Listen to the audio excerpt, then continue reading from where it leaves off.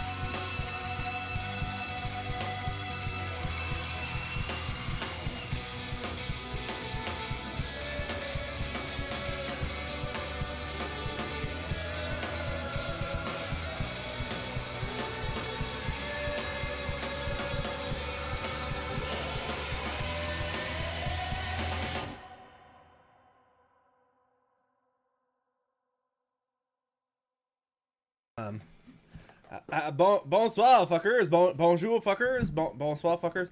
The time of day, depending where you are. Booga, booga, booga. We are live. It is Monday night. What else is there to say? We can say that if the DM would like, we can play a quick round of pirate dice if you want to take a minute, if you need a minute. Go ahead. That'd be great. I'm just going to post on socials. Cool. Let's do, you guys want to do 2 dice?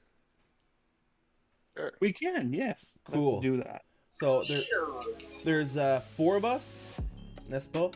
Ooh, this is not D&D music, but I'll keep it for now. Okay, let's go. Okay. Do we want to pick an order? You guys want to roll initiative? Let's do that. Sure. Should have. 14 for me. I'll put it in chat. 19. Okay.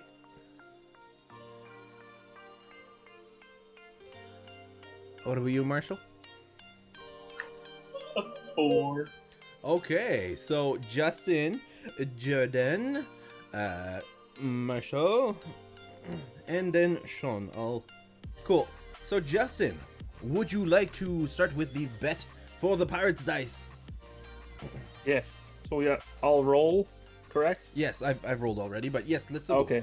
2 dice each. There are 8 dice total. 2 4s. After that, it is I. I'll say 3 4s. After that, it is Marshall. I'll go 3 5s. Sean. Oh, well, call bullshit. 0 for me. 1 for me. I've got 1. Oh, that's 3. That's 3. Sean, you loser, die. So we're down to 7 die. Let's re-roll, and after that, it'll be Justin starting up again. Hoodah! I almost said my numbers out loud because I'm used to saying what I roll when we play for D&D. Natural 20. If you get a natural 20 with a D6, I would be like, what? Yeah. So just yeah, go Justin, get it good. 2 6s. I'll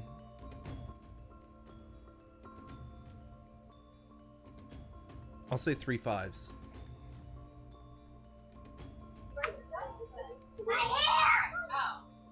Three 6s. Sean, you're getting the shit in every time. I always do. I'll call bullshit. I got 1. I've got 2.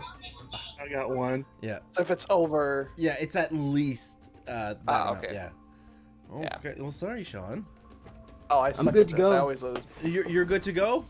I'm good to go. I'm Okay, posting on let's socials. skip the next 6 rounds. Of the Pirate We'll Dice. just say I lost. There we go. No, we'll say Sean wins because he's probably gonna call bullshit at the end of every single round. No, he's out. That was it. That was his career right there. He walked the No, plank. I'm the DM. He wins. All right, so we are good to go. I think we will start with a character building question, Dungeon Master. Well, yes, it is Monday. We play D&D, and it is now time for the character building question. So, sorry, my son played with my dice. I gotta reorganize my little tray here. I will say, we'll start with somebody I never start with, which is Prey. Ooh, well. Ooh, fuck. What is one insecurity that Prey has? Well, sometimes... Well, you guys have heard the tale of me running and stubbing my toe? Well, sometimes when I run too fast in the canyons, you hear a clickety-clack, and that's my testicles. They go click-clack, click-clack between my legs. Just a light slap. It's audible, which makes me very insecure. Sometimes I put a little bit of, like, sheep cotton or something just to hold them in place or something, but it's generally, it goes clack, clack, clack, clack, clack, clack, clack, clack. So I try not to run when I don't have to. So is that disadvantage on all stealth rolls involving running in the canyon? Yeah. Prey in Sure. his stone hard testicles. Advantage on Um, intimidation. It's just a question for you, Prey. Is it like the balls where they goes once they stop, they just never stop? Well, it's more of holding a salmon between your arms and just. It depends on the speed I run as well. All I picture was Prey after the gauntlet standing proud and the balls are just still going like this. Yes, when I stop, they sway for a little bit before stopping. I'm gonna jump to Balder. Balder, what is one of your insecurities?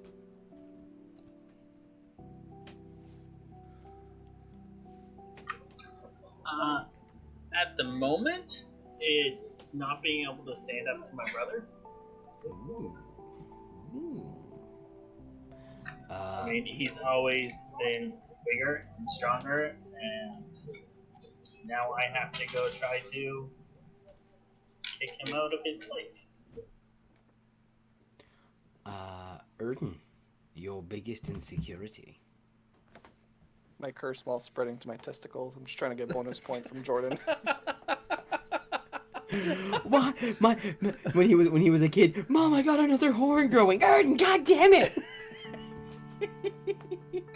I mean, you've heard of blue balls, right? My nuts are purple. They Okay. are. And Asher. Obviously, Erden's insecurity is his curse mark. And Asher, what is your insecurity, Mr. Bunnyman? Less now than before, but Asher growing up would have been his ears. Always seeing like other species without the big tall ears, he was just like, why are my ears so different than everybody else's? I mean, it's because I'm a rabbit, but still, floppy ears. What's up, Doc? All right, so quick recap. Last week, the men of the Gill ventured into Prey's home with their Knoll companions, and when they were there, they met some vehicles, some chariots that they had never seen that ran them over a bunch of times, and they lost all their Knoll friends. They beat the vehicles with some help of Spacing Out and also Misty Step, and at the end of the combat, Prey decided that his adopted daughter Esme needed to be evicted and placed Daddy's spirit into the necklace where Esme resided for so many years. Months, weeks, not years. You know, we make it seem like it's a big thing, but she's only been in there like for 3 weeks. Yeah. It's true. It's true.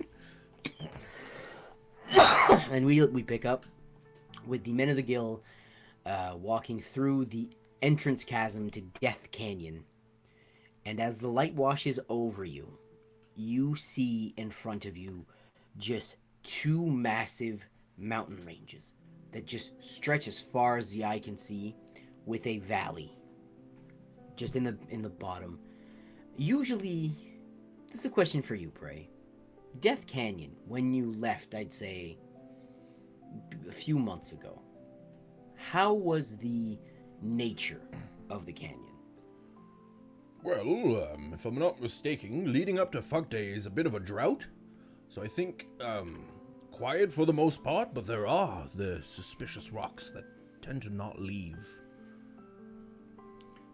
So, you remember the canyon being very barren and dirt and just more like a desert canyon. But as you burst through, you begin to see that the big mountains that make this canyon are still dust covered, but the small mountains and hills begin to have some greenery growing on them. There is grass on Death Canyon. There is life beginning within Death Canyon. Interesting. So, you were planning to go see the dwarves. Now, Prey, being from this canyon, you would be the person to know where it is. You know that there are two ways to get there. There is the main canyon, where you just follow the base of the two mountain ranges, walking through, which is basically which would be the most commonly traversed path. But being that you have hunted these lands, you also know that there is, like, it would take longer. It's a bit more narrow, not as well traveled. It would probably add a few hours to your trip to go see the dwarves, but it would lead you to your part of the mining shaft that you used to grab the ore from. Well, boys, there appears to be two ways to get there. There's the obvious way where the dwarves would be like, they're going to be coming this way, even though I don't think they know we're actually coming. And then there's the other way where we could, I was going to say fuck them up the rear, but I like appear from the rear end and gaze upon their butts as they look the other way, and we can assess the situation and then, or just go into talk, however, right? That's the plan. So, either way it could work, but maybe it's better for us to see them before they see us. They're very short, though. They probably can't see us from very far. Well, they might have scout. Like a tall dwarf? Or a dwarf in a tall tower. Ooh, that would be tall. Yeah, I don't know. I mean, weren't we going there just to, like, weren't we going there just to talk with them, just to get information from your sister? Yes, to pass through, essentially, and then I think we'll deal with them on the way back. I think that's the main plan, if everything goes well. Maybe it'll be a slaughter. I don't know how friendly they'll be, but I mean, yeah. you'll be the king. There won't be anybody in your path, so you could just tell them to leave. Right, I suppose. Yes. Yeah, let's do that. Let's, so main path just to save time, and then be like, hey, whoop, I'm not a king of anything right now. Mighty dwarves, blah, blah, blah. Where's my sister? I'm gonna go fuck her up. That's right. Up the rear canyons. The dirt road. So as you guys make your way into the canyon, and Erden, Asher, and Balder, you guys have heard Prey talk non-stop about this. How it's rich in elk and how it's treacherous. You guys are walking through, and this is like, you hear an ocean breeze in the day, like you hear the ocean waves crashing. It's a very peaceful and serene place, and you get a moment of thinking, how can a place that seems this wonderful raise such a person? So I'm gonna need someone. I'll say Prey because it's your home. Roll a d20 for me. That is an 11. An 11. Okay. Minute. 11 means we find another 200,000 gold. You are walking, and as you're walking, you're pointing out various locations that if you were doing a tour and you weren't part of your clan and or an elk hunter, would not be interesting. So Erden's interested, like, I was over there when I shot my first elk from over 200 yards with a spear. Like, kind of just playing up how badass the canyon is. And everyone's like, uh-huh. And Prey, within you just feel excitement of like, I'm fucking home! And, you're walking. You're walking, and I would say Asher would be the first one to hear, because you kind of drown out Prey's nonsense for a little bit. And you begin I've gotten used to doing that now. Yes. And you begin to hear it. It's not loud at first, but you hear it. It sounds like a stampede, but different. Oh. So you hear a but you don't see the ground shaking, like you don't see typical signs of a stampede. But you hear something that sounds like it. Can I determine what direction it's coming from? Towards you guys. Towards us. You guys are making your way deeper, and they're coming towards where you guys. Okay. I'll be like, something's coming. Dead ahead. I don't think it's an elk. Maybe. Actually, it might be. Fuck. Is there somewhere I could kind of like climb to get some high ground? Yeah, it's a canyon. You certainly can find some high ground if you want. Roll an athletics check for me. I'll try. I'm thinking like Simba in like the canyon with like Mufasa, just like. Oh, I thought you meant. No, not like the long live the king and then just. No, athletics. You say Yes. athletics or acrobatics? Roll for I would say betrayal. athletics because Athletics? you're not trying to bounce. I'd say you're trying to like find some footing, use your strength to climb up. 14. So it does.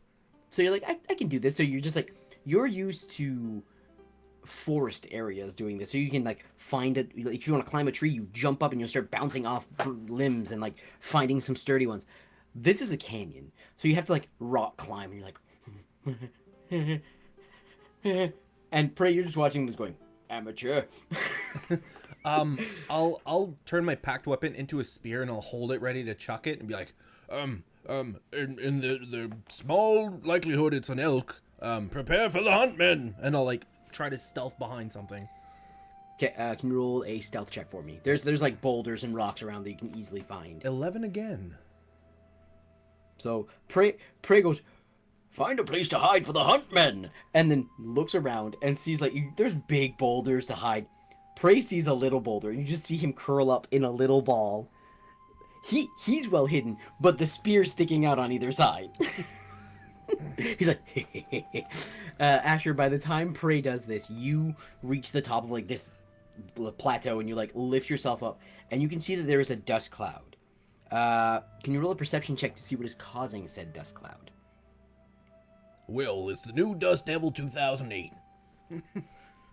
That is a 14 again. Except I'm going because perception is high. Thank God. Okay. It's a 14?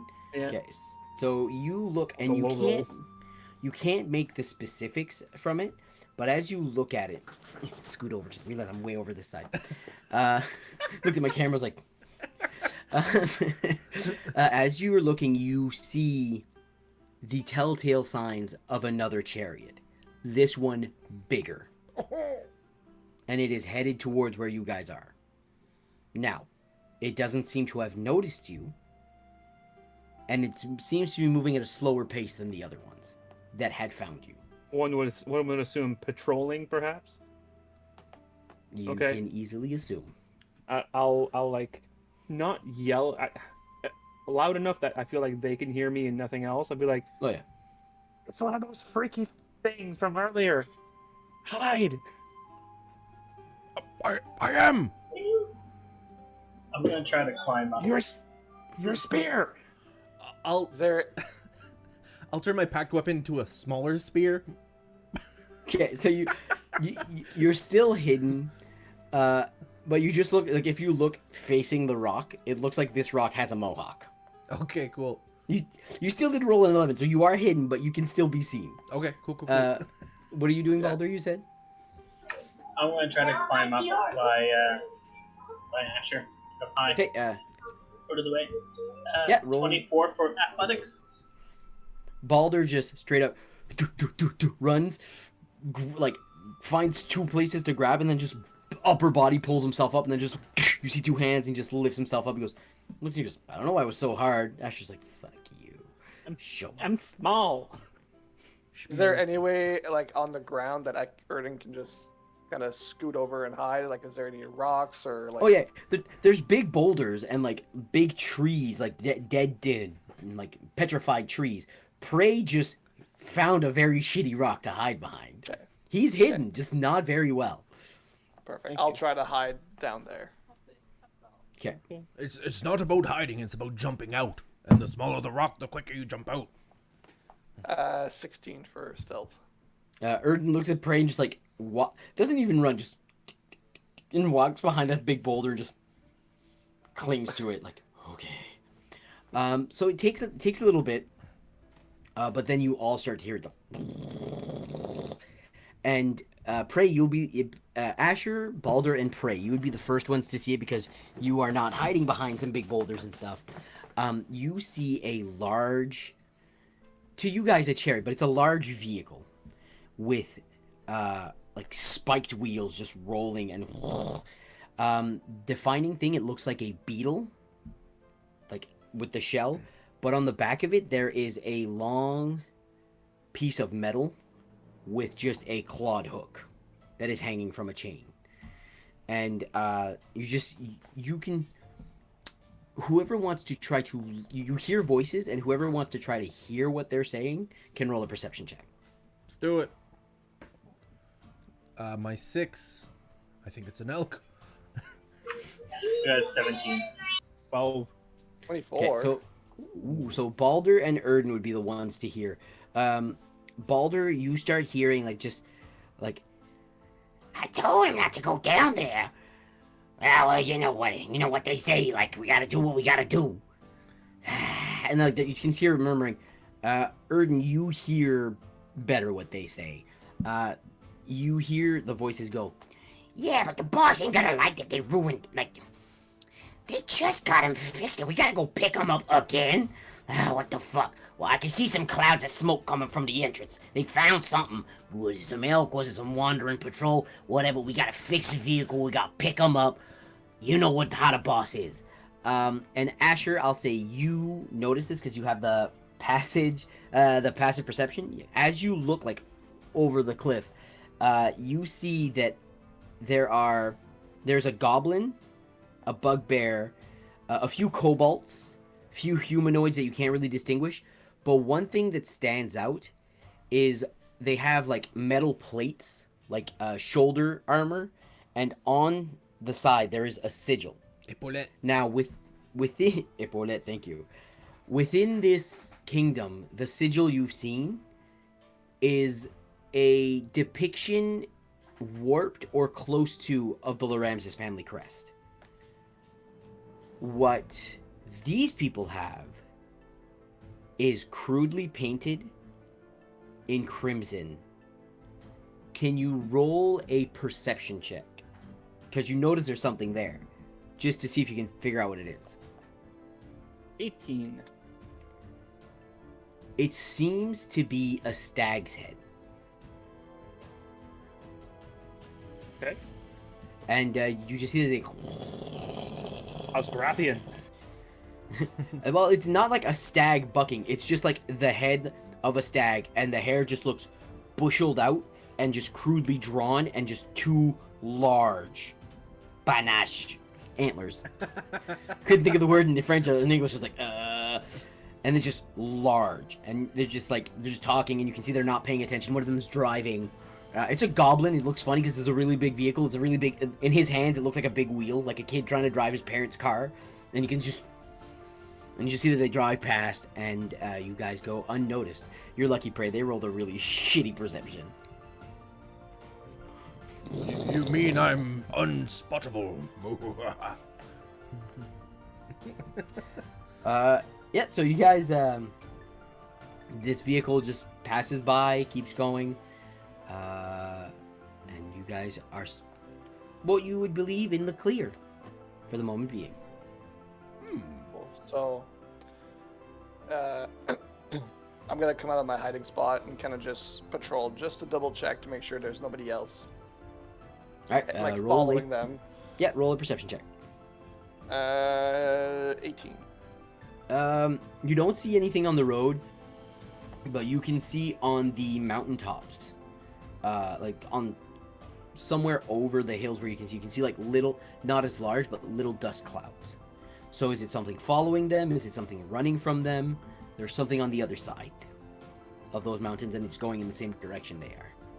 Balder! Asher! Is it clear up there? Should we go up there?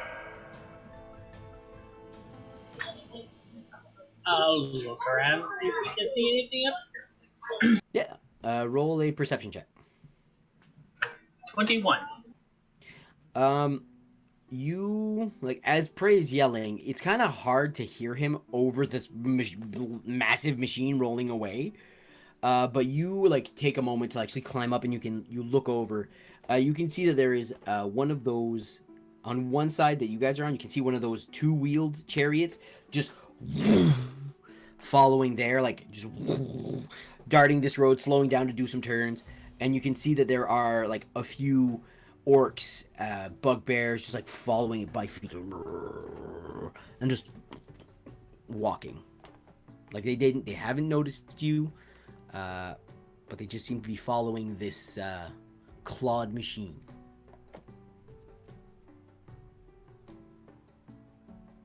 Boulder? Basha, is it clear up there? I didn't look, so Sorry, was waiting for kids to quiet down.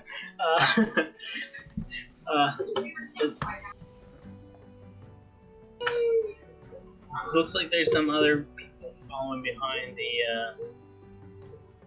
that machine that just went by. I'll be right up. And I'll try to climb up. Okay, roll an athletics check. 10. It's weird. You're from this canyon. You get too cocky.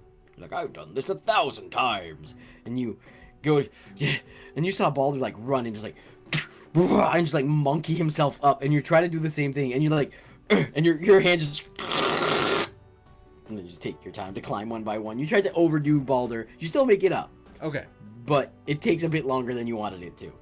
there we go. Erden, you should maybe follow? Fly up, maybe? A couple flaps of your wings. If I use them now, that's it for the day. Oh, if you use them at all, that's, 1 use per day. If I activate them, they're good for a while, but when the time's up, the time's up. I misunderstood the usage of your flappy flaps. Yes. Hoppity hops and flappity flaps. Hey, don't talk about my testicles.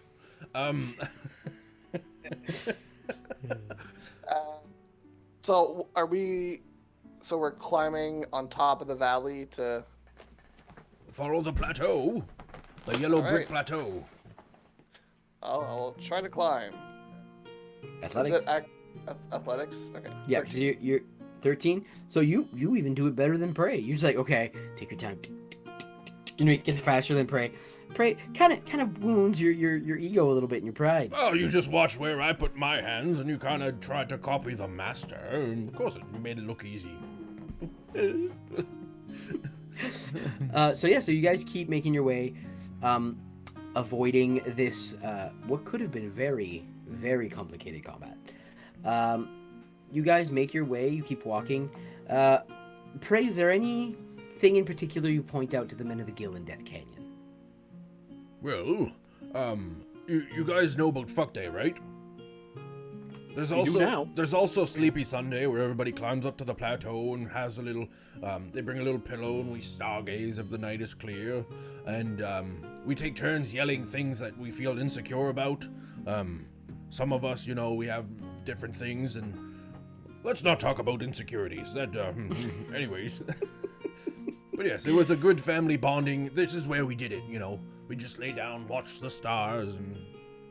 Testicles! Nothing. okay. So should we keep going? Or Yes, let's move on from this, please. are we Your taking a culture is long rest? fascinating. Are we taking a long rest here? Is that what's happening? For a moment, Prey, you hear on the wind. Tiamat.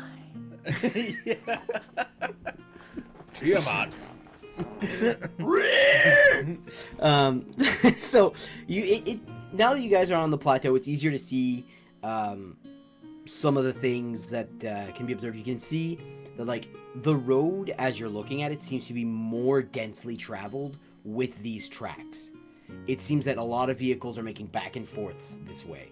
So as you walk on the plateau, you pass the hunting grounds that you've hunted your entire life here, Prey.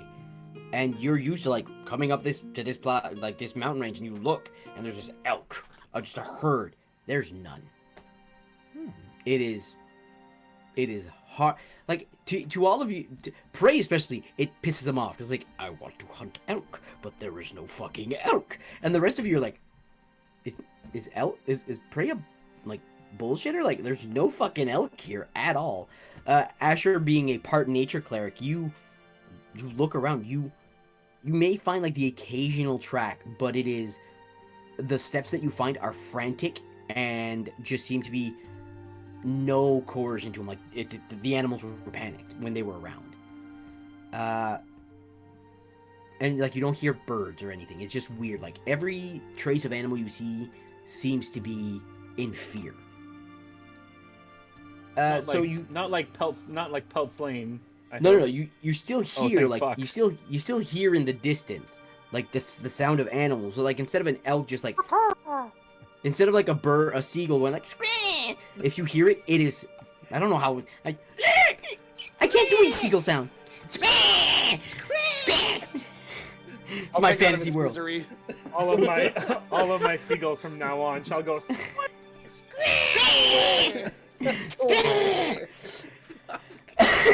Fucking pricks.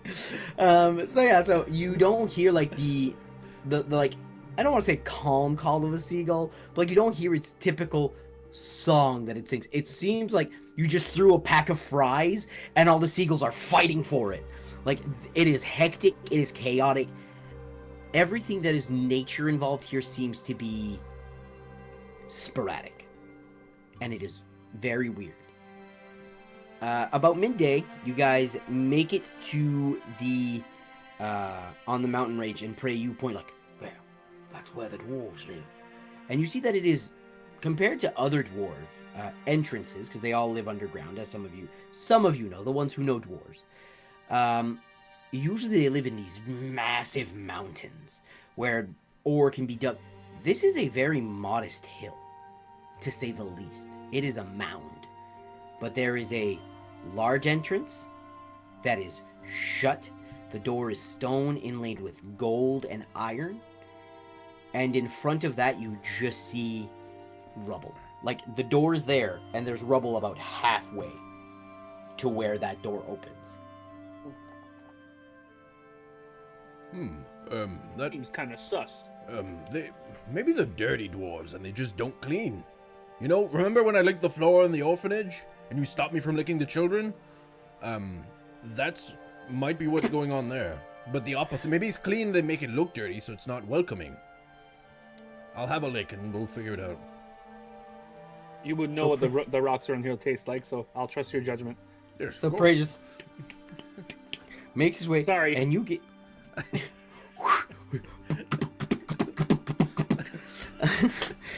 Kind of stops a few times to adjust. We'll really need to get a belt for that. So you make your way down, and Prey, like I said, you've never been to the main entrance. You've been to the allocated mining area your tribe had, but you get to these gates, and like you look up, and these doors are huge. Like for dwarves that are small, this is grandiose. And like I said, there's at least 20 feet of just not just rocks piled up like as if a landslide happened, and half the door is just buried. Can I? And you lick a rock, and it tastes like a rock from Death Canyon. Oh, there appears to be no illusion, so either they barricaded. I'm not sure what's going on. Maybe, should we call for the dwarves? Be like, dwarf. Try knocking? Sure. I just like on one of the rocks. No, on the door. It just echoes through the canyon. Oh, Is there and like so where the doors are? Is it like a wall, kind of like a gate all around? The best way I can describe it, visually for you to understand, would be the doors from the Lone Mountain in The Hobbit. So they're there and they're closed, except there's no little peephole for a dwarf to pass by like 30 times. So there's these two massive doors, and then there's just huge debris and rubble in front of this for about 20 feet up. And it's not just like boulders placed for 20 feet. It's as if shit came down, and like, so you have 20 feet and then it slowly grades out to where you guys are. we might need to go around and come in the other side unless you guys all feel the need to clear this out to get in. Because I don't think we can just open. I'll try to open the door without moving the rubble. So you see, can It I get opens you to roll? inwards. Can I get you to roll an athletics check? Yes. That is a 14. So Praise is like, and just like monkey crawls up top, and you're like, Standing on the rubble, trying to move the rubble. you push, you pull, you punch. It's a large stone door. So just, can you roll the strength check? Yeah, for sure. Just strength or athletics again? I'd say strength check because you're using your brute strength. 17. You and you see some dust just. It's not gonna work.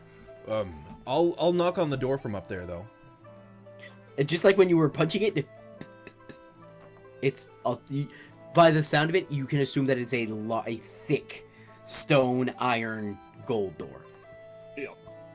Do you guys have any suggestions? I think we might need to run around. I mean, Do you know the entrance, like the other entrance that you talked about? Do you know how to get there from here? Yeah, I should. Might get lost, Yeah, but I you- mean, I should be able to get there. You know where it is because you did state before that before you left Death Canyon, you would still bring ore to the Crimson Capital, so you would know where this mining operation would be. Yes. Yeah, I mean, yeah. How far is it from here? Like I said, it's not a mountain. It's just a modest mound, to say the least. Okay. So you can assume like, well, if we walk around, it should be like 10 minutes. Oh, well, yes, let's just, let's save time and walk around. 10 minutes. So yeah, so as you guys walk around, Prey's just like leading you, and you get to a literal like old western like cowboy mine shaft. Like they had this grandiose door, and then all you have for Prey's clan is a wooden bracing with like 2 large pieces of wood with another one on top, and there's just a loose leaf of sheet of wood that said the clan mine. Well, men of the Gill, I welcome you to the clan mine. This is where my like, for the most part, we didn't interact with people a lot, but this is how we traded for things we couldn't get on our own. Like salt. Salt is tasty. Have you tried salt? yep, It's fucking Indeed. good. yep. So I've Prey's never only, had pepper. Prey's only seasoning while being in Death Canyon was salt. Yes? All you need. That's all you need. So I will say this: the elk you had in Mercer blew your fucking mind. There was flavors you didn't know existed on that thing, like lemon. Yes, of course. So as you guys enter the clan's Praise clan, I won't say the clan. I'll say Praise clan. No, keep going. Sorry. The mining facility. You guys go in and you can see that it is, as much as it is a mining facility, you see that there is one large cart on a set of tracks, and it finishes in this room. Beyond there, you can see that the tracks lead to an area where the cart just fits. No one follows behind it. It's just like push the cart and it'll slide in and go down. The rest of in here is just a large hollowed out chamber with some old mining material, some elk hides. It looks more like a mining storage unit than it does a mining operations. Prey, you know that for your clan's mining operations, all you did was you would show up and the cart, what do you call it? Yeah, mining cart. The mining cart that is in the middle of the room was usually filled to the brim with ore. And you guys would just pack that into a cart, and you'd bring it to the Crimson Capital. And next time you came, it was there again, and it was full again. You guys would just fill up, and that was your mining operation. Yes, we were more traders than miners, I suppose. Or, yes, anyways, so we going in? running in, full send, half send. So it sounds like we gotta call in. Have to what? Sorry. Speak for yourself. I'll just like fold my ears and probably be able to just walk perfectly straight. Oh, It- she it- tight. So basically, like I said, this is a huge domed room, and there are tracks with a mining cart that is there, and the hole where the mining cart is big enough for the mining cart to be pushed in and pushed out. Oh. Do we want to go for a ride? Maybe is there a cart nearby that we might be able to? Oh, yeah, the cart is there. It was there since the last time you emptied it out. Oh, do you guys want to hop in and maybe we can just scooter in and see what's on the other side? Do we all fit in the mining cart? Yeah, you would all. There's enough space for the four of you to fit it. The only big boy in this group is Prey. Oh, Balder's bigger than me actually. Taller. Oh, Skinny. tall. So yeah, so you, like what I mean by big is like, you know when you sit in the back seat and you put all the biggest dudes, you're like, this is uncomfortable. You're the only one that would be like, this is quite rather small. The rest of like Asher can just sit on his bum. Erden probably should just sit on his bum. Balder probably just has to hug his knees. But like you can all fit in there. Let's do it. Yeah. Have you guys played Luigi Kart? It's a game where you go down the mine shaft on a cart. I've never played it actually, but let's give it a try. Okay, so how are you gonna get this cart moving? Are you just gonna go in and do like the scoot? No, I'm gonna. Everybody else get in.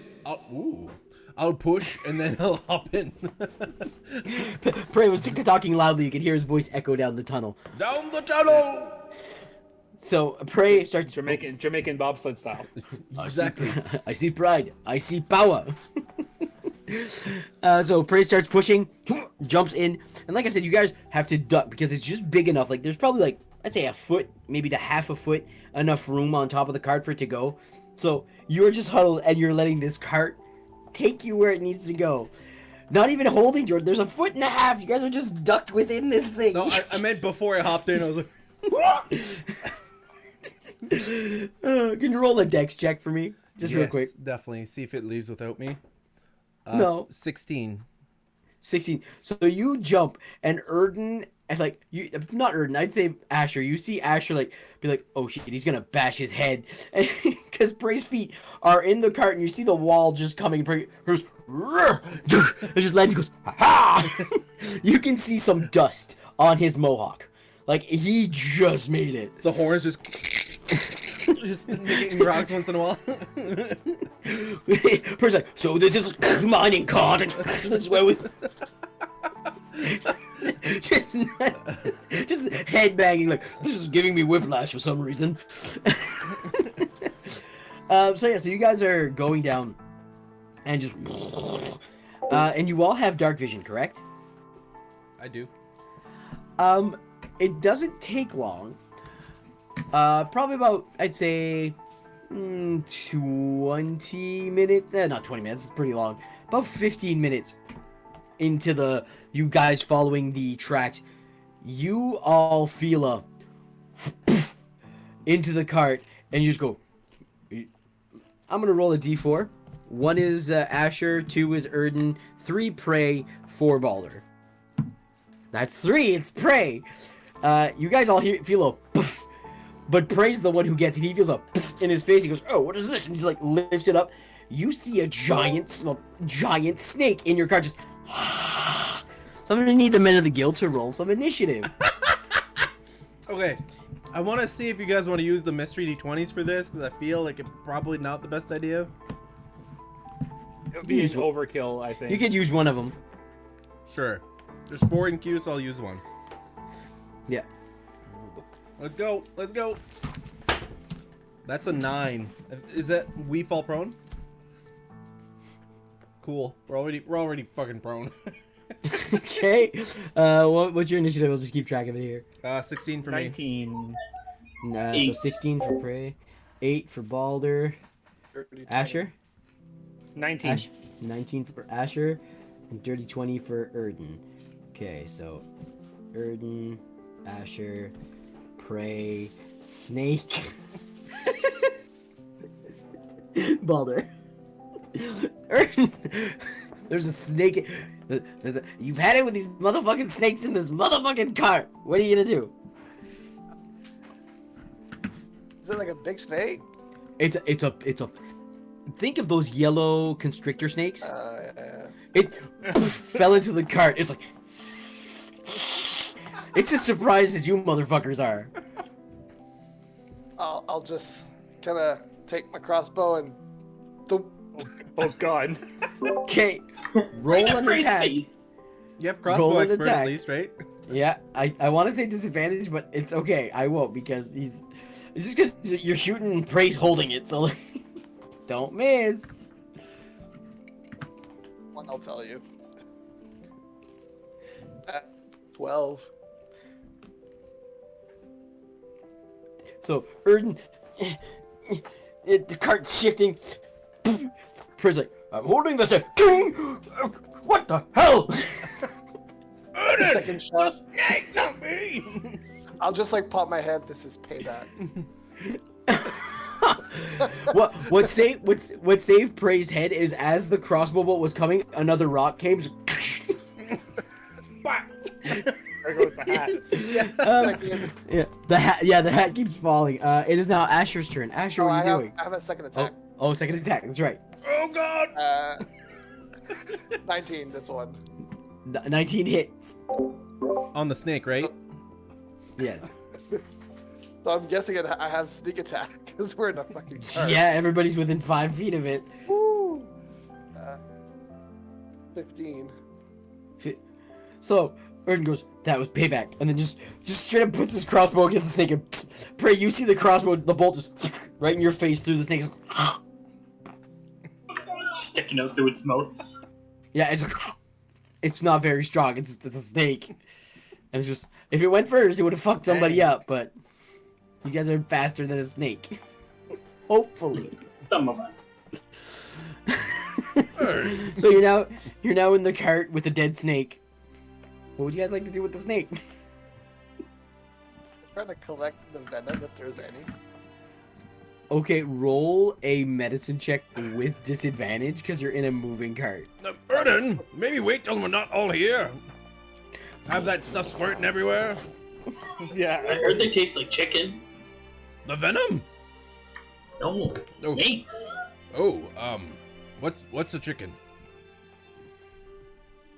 A little flappy bird you eat. Oh, there we go. Medicine. Flappy bird. Interesting. 14. I would. 14. Never mind. It's. I said, was that with disadvantage? Yeah, it was. Okay, 14. I was gonna try to assist, but I'll say that you. I'll do it, and then it just hits a bump, and you snap the fang off. Now there's just like green liquid just spraying out of this thing's mouth. Ah, shit, fuck, shit. Oh god. So wait, how does Erden fix something? The same way he fixed the trap. Ah! Put my hand. Put your fingers in it. That always fixes it. So Close the mouth. and you comically see the face just Oh god. start to fill up. just- But Can we just throw this off the cart? Like, Yes. you're the one who wanted to keep it. just for a little bit. So Erden throws it, and you guys just hear in the distance a as something seems to be toppling onto the ground. So you guys go, and I'd say about 5 minutes later, you finally feel the cart just like,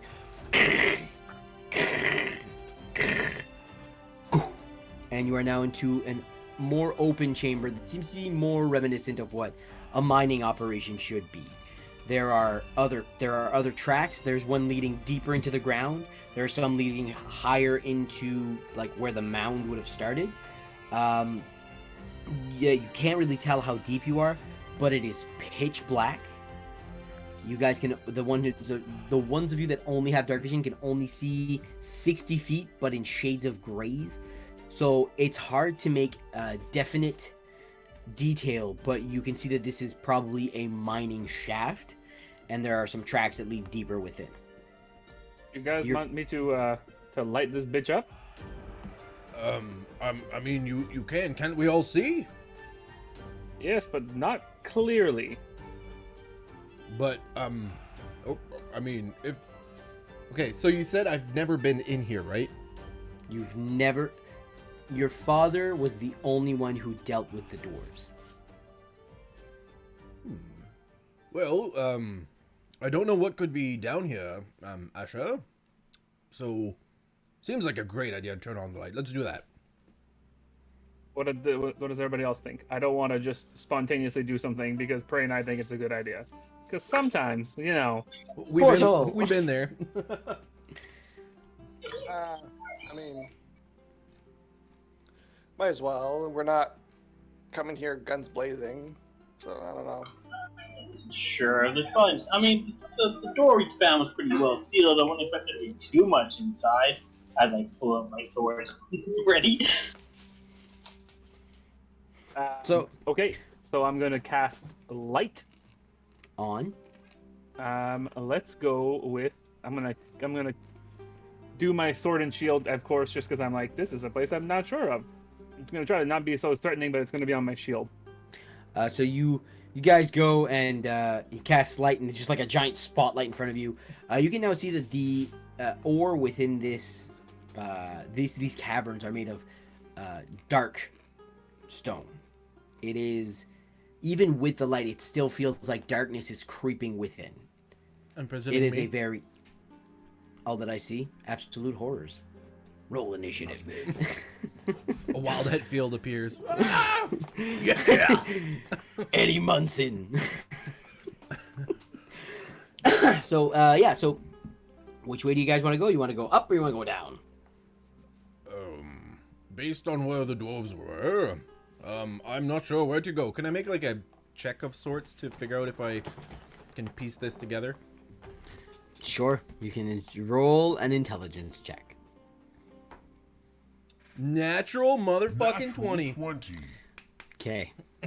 So, what's your intelligence? Isn't it like a single digit? It is -1, so that'd be 19 technically. Okay.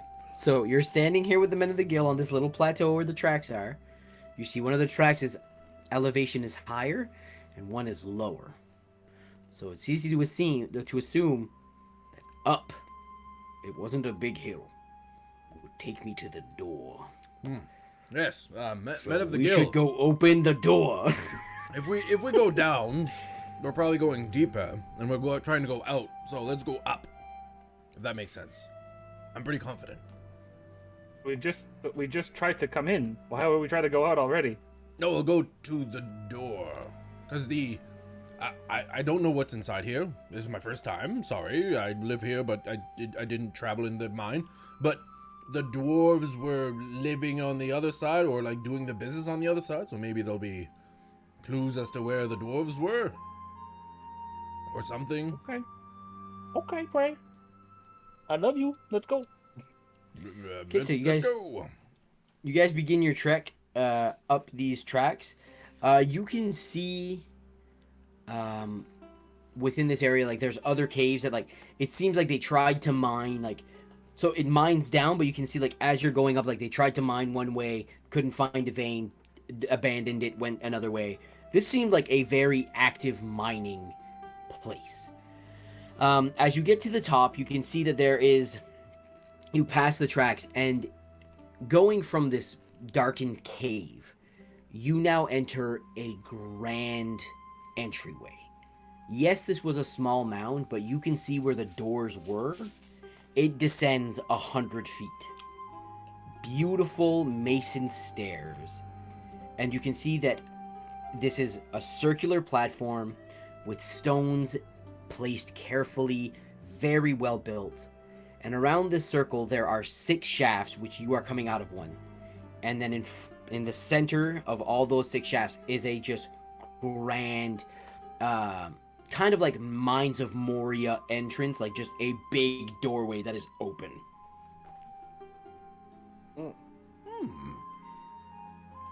Asher, you listen, because that's what you do with your fucking 18 passive, and you're just listening. For something this well built, well crafted, and maintained, and even that you saw it was a mining operation, it is silent. You hear, and just you hear water droplets. You hear the skittering of like insects and rodents, but civilized life does not seem to be heard. Do I hear any more snake? Any more slippery snake? And I don't hear any more snags. Like, this place seems abandoned. It's like awfully quiet. We're I don't know what dwarves I think a sound water. like. I think a water spirit sound. I think a water spirit lives here. It's like Go ahead. So, is there signs of anything or just abandoned? That's the question. Can you hear what happened here? like yes, my hearing goes through time and space. I can just hear like the past. Can I roll? Just can I roll to see if there's been any sort of like activity or anything around? Like if there's just dust everywhere, or if I could see. Yeah, you some can roll. movement. Yeah, you can roll. If you're looking for tracks, I would say survival. If you're looking for signs of what happened, investigation. I will do survival. 21. Okay. You can see that there is a fine, like not a thick, but a fine layer of dust that is just coating the floor. And from the massive doorway to the grand entrance, you see three distinct things. You see large footprints that you cannot identify, smaller ones, and then signs of something being dragged in a squiggle. Mm. A snake. I'll point them out. Does it look bigger than the snake that we just defeated? Looks way bigger than the snake. And this leads from the doors to the grand entrance. Like they're going in. I will let the party know. Have you ever heard of some have you ever seen those kinds of track around, Prey? I've seen where elk have bedded, like a nesting area, and perhaps it was a bunch of elks in a row. However, they might have had a hard time operating the mining cart. Not sure, but I will roll to see if I know what this could be, maybe? You can roll a nature and or intelligence check. Either or would be a 4. Something big. Big elk. Thick boy. Oh! Maybe it's that elk we did not find on, Pelt's Lane. The big one. Oh, fuck. On Pelt's Lane, we thought it was the elk boys, but it was just prey running. Oh, no. It was prey this whole time. So, should we track this thing and try to figure out what happened here? I have pretty good tracking skills. I'm maybe not the best. How's your sniffer, Asha? Maybe that could help? You sniff the meat? I think. Are you a meat sniffer or a meat smoker? What? Yes. Not particularly the meat that I'm after, more the liquid juices inside. Oh, good lord. The gold inside the shaft. Right. How did you ever know? I feel that my senses are a bit heightened, so maybe we could see if we can track it for sure.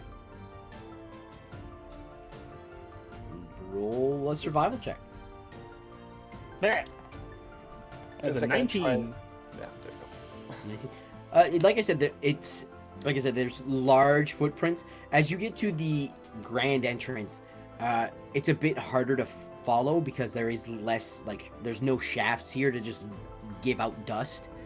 But as you go in, you can see that this is the entrance to a palace-like area. It would seem that the dwarves that lived here didn't live in a city, more as a large commune where there probably was royals, because there are statues of dwarves with crowns. But you can tell, like, it was a large family that shared an abode.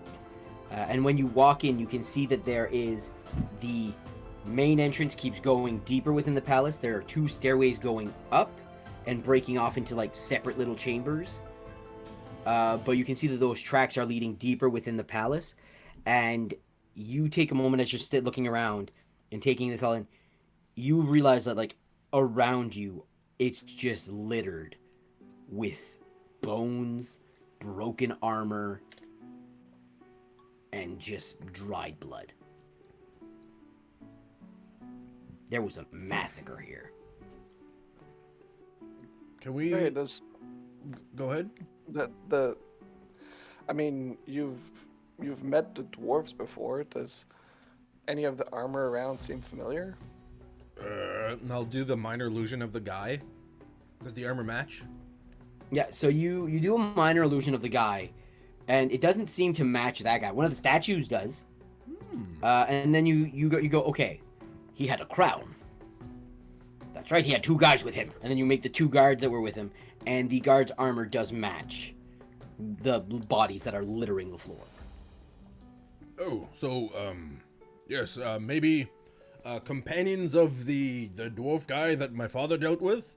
But they don't look familiar to me. Like, I could not identify them, but probably dwarves. I'm gonna investigate the bodies just to see if I can tell, or Sure. yeah, How they just- died or something. Okay. Yeah. Yeah. While he's doing that, the statues, do I notice any of them that look like they could be deity-like or godlike, or is it just like Roll an investigation check. Would it be investigation for me as well? Yeah, to figure out what happened to the bodies. Either if you're analyzing bodies, I'd say medicine. 17? 10, you, from best you can tell, these wounds are not slashing or piercing. Like, these people were crushed. Something smashed them. And they had no chance. As you're checking this out, you can see, like, rib cages caved in, heads smushed into the shoulders, like, something strong forcefully moved their bodies in ways they weren't supposed to be moved. Oh god. Asher, as you're looking around going, deities, deities, deities, hey, deities. You then, like, before you start looking, you look and Prey has the original king dwarf in his hand, and then you realize, like, oh, that these are statues of their rulers. And you go to that one, and it says, King Godfried the Fourth.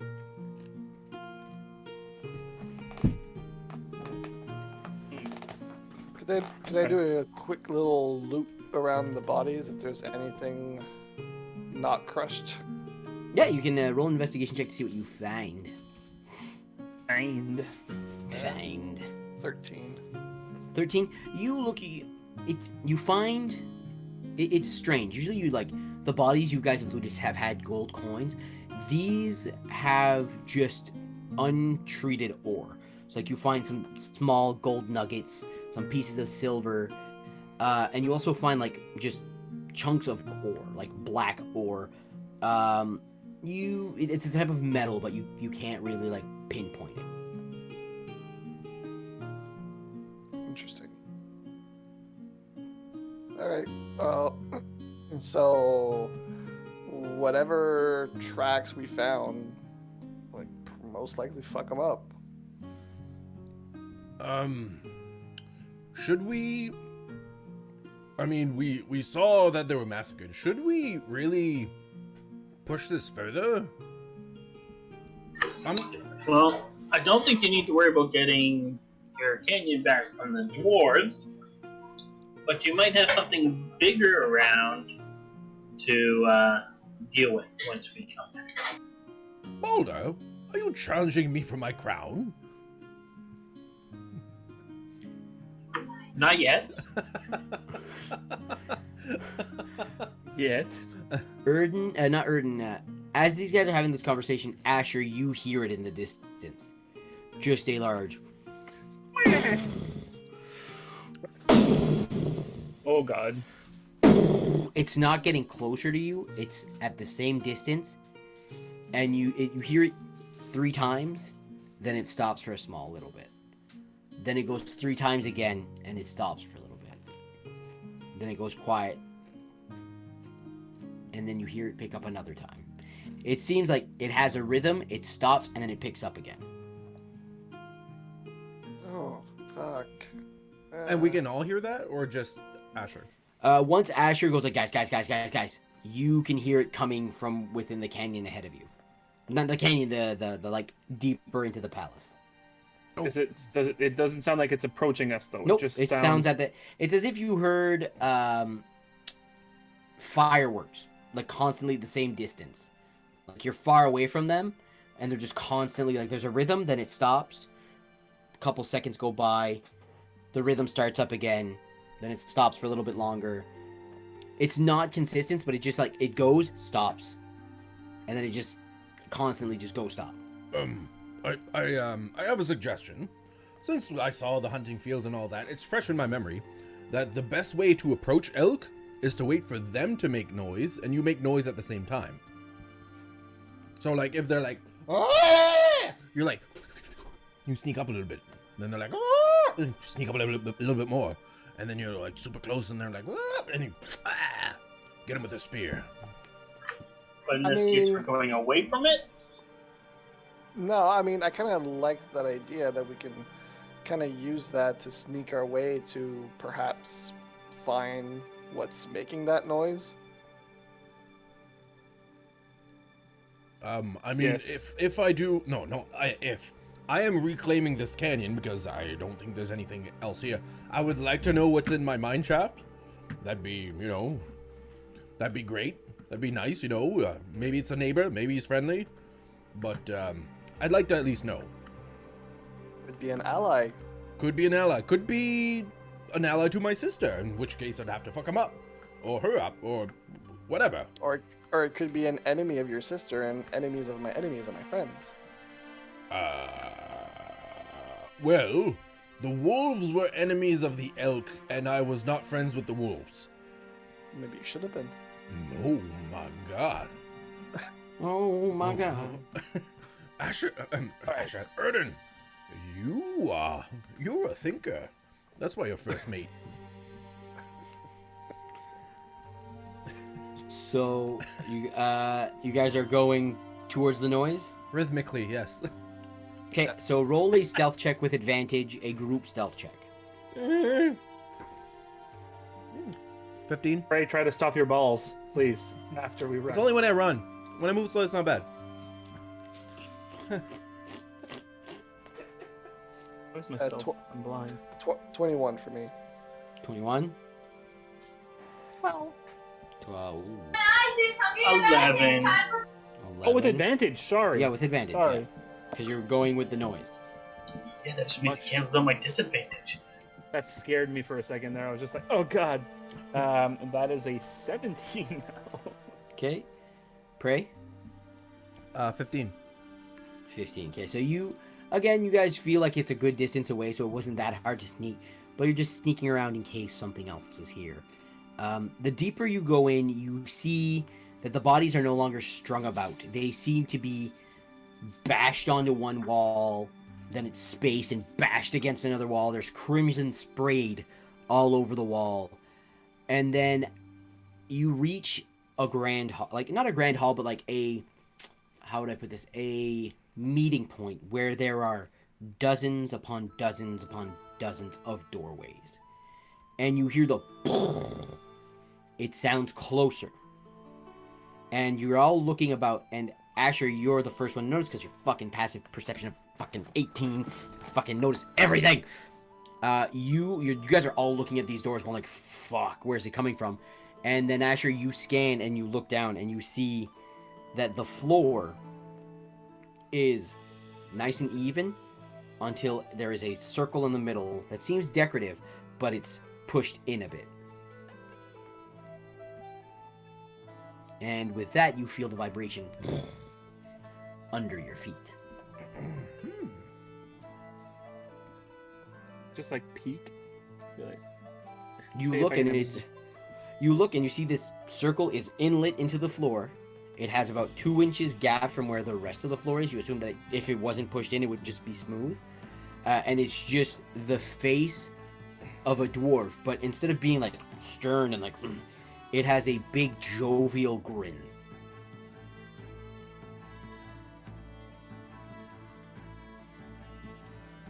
Ooh, yeah. And that's what's like. So roll a perception check to see if you feel it hitting from beneath. It's gonna be so bad. It's gonna hurt. 19. 19. You take a minute. You put your head down, not on the circle, I assume, but you put your ear Nope. down, and Please, no. you feel the vibration on your head now, and it doesn't sound like something is bashing upwards. It sounds like whatever is bashing is beneath you, close beneath you, but beneath you. I'll like whisper to the rest of the group and be like, whatever is making that noise is beneath us.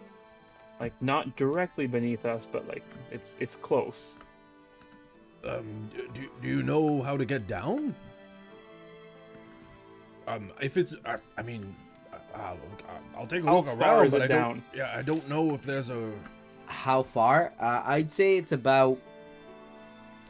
Well, like I said, it's just the inlet of 2 inches. You just see this circle that is pushed in 2 inches. You can see 2 inches. Maybe just kind of walk over and see if there's anything that gives on that little circle. I don't know. I can walk on it. Well, I mean, look at the image. It's a happy dwarf. What's the worst that could happen? the happy dwarves A lot. were dead. We're dead back there. So I don't know. Well, let's go, and I'll take my time and kind of sneak over to the thing, and I'll step on it. Fuck Okay, it. so as Prey steps on it, you see it inlet a bit deeper. Right. Maybe you should put a rope around you or something. But like you just like Prey's on it, it goes, and it stops. Okay. Doesn't Ooh. go any deeper. Maybe we need to all be on this, or maybe all hop at the same God. time. Oh god. I'll step off. Does it come back up? I know the depth it was at is there. Like it doesn't go Right. up again. Try jumping. Can I time it with the banging? The rope. Try jumping.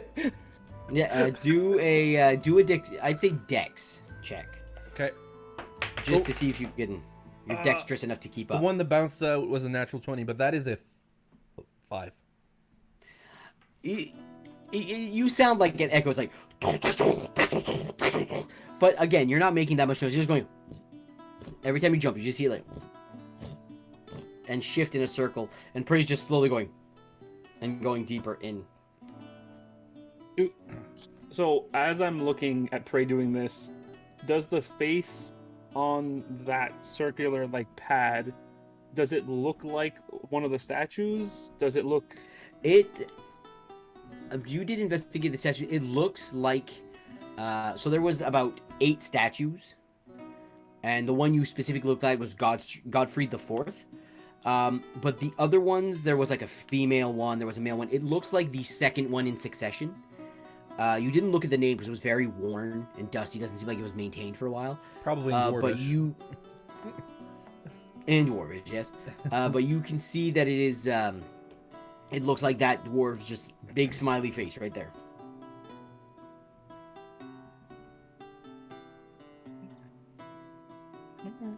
The doors that were around, is it like doors, or is it like prison cells? Or It's is it... halls.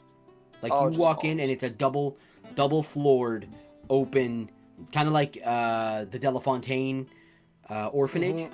but it's Stairs just up there was and- dozens of doors. and they were just all open and black, just darkness beyond. But there's no children here, right? Help us! Help us. Help us! They gave us steroids. Okay, so I think we should all hop. I know, Asher, you're the hoppitiest, but you're probably the lightest. I haven't tested it, but I feel like you're probably the lightest.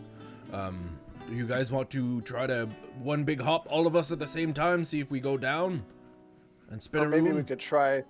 It seems like it's spinning, so we can maybe try to like kind of push it in the way that it spins. In no way am I hearing the DM click and an initiative order thing popped up. Nope, didn't hear that Not at at all. Nope, not at all. Not at all. Click, click. You just see the things change. I'm like, oh god. Okay, If so it's moving with weight, can we get something heavy and just put it on it and see what happens, rather than us be on it? can we put something heavier than me on it? Find some rubble or something? Like all lift a big rock and put it on? Yeah. Okay. Fireball. Boulder, let's go do that. All right, so you guys go look for a big rock. Big rock. Big rock. Yeah, you guys takes a little bit. You find a big rock all the way back at the, you guys walk a little bit. You realize you're getting far. You probably assume Baldur would be the one to assume because he's leading the charge. Because like, big rock, we're gonna find a big rock. Baldur, you assume that your only chance to find a big rock would probably be to go all the way back to the grand entrance and look there, and that would be a lot of a lot of work. A lot Carry a big of rock. travel for a big rock. Well,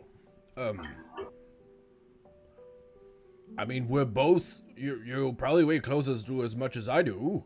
Do you want to hop it here with me there, Boulder? Sure. Is there I don't got a anything that we better can, idea right now. is there anything that we can tie them to besides ourselves? Yeah, like I said, there's a bunch of doorways that you guys can probably tie a rope to if you want. I just by association. Yeah, no. Well, we're not doing that again. I do have magic to help me out of here, so worst case, if I fall, I can get out. Yeah, but I mean, it would save you.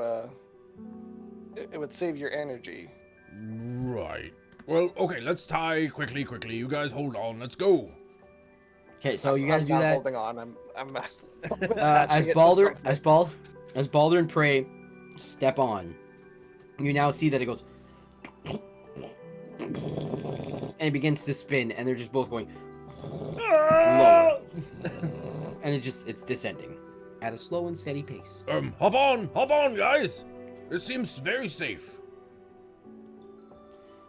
Prey's horns disappear.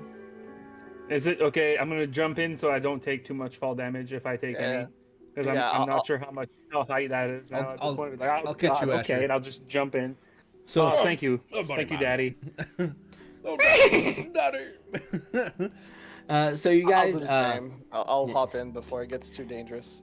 okay, so you guys jump in, and then you see that it starts going. As your weight is at it, goes just at a steadier pace. You see that, but like up there, you guys. It's like that fair ride. You guys get slammed against the walls. The Gravitron. Some carny starts dancing.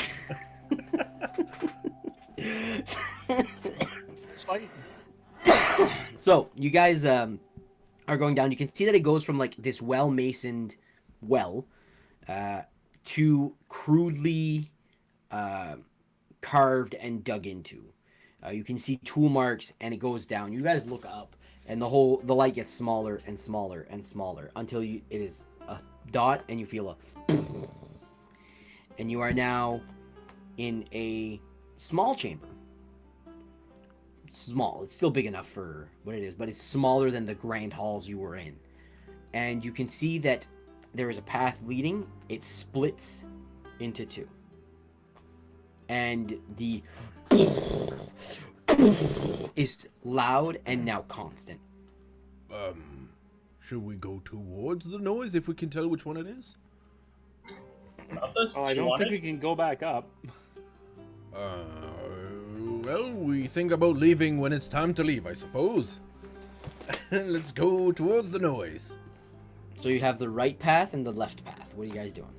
We can't tell which one. I'll listen. I'll listen if I can pinpoint which direction. Roll a perception check for those wanting to figure it out. Oh, I'll try as well. Might as well. Nope. 16. 22. Wow. You guys are listening and you're having a hard time. And Balder, you, as they're like, oh shit, where's it? Which one? You take a minute and just like block out all the noise and just focus on the and you realize that it's coming from both. Oh. So you assume that this probably splits and rejoins. Sounds like both tunnels lead to the same place, so... Do we want to split up and have a race? No. Okay. Doesn't sound like a good idea. Let's go together and have a race. I thought we were trying to sneak up on it. Well, rush in, sneak up. Potato. I think sneaking up would be best. Okay, so you all going together or splitting up? Yeah, we're going together. Yeah, let's go together. And since it's constant, Healthily. yeah, since it's constant, we should be fairly stealthy. Yeah, so could you roll a group stealth check for me? Advantage again? Yeah, I'd say you have advantage. 7. 6? Oh, baby! 19. 11. Okay. Erden's like, okay, even though there's noise, cling to the walls, be a rogue. Men of the Guild go. Prey's just like, well, it can't hear me. and Balder just, of course, goes like, he's not getting a kill without me. And you guys all rush in. So I will put your minis first. Oh god. I haven't updated your minis, just so you know. I do apologize. It's okay. Tokens. Oh, so that's that I one. still haven't updated mine, so... I shall that this. Alright, boys, time to die. Balder Camille. Boulder. Boulder dash. Urban Solak. Alright, so as you guys Can't dash, I'm are not a rogue. rushing in and Erden taking his time still being hidden, you hear a, let me see what the language is. Oh, you just hear it go, company,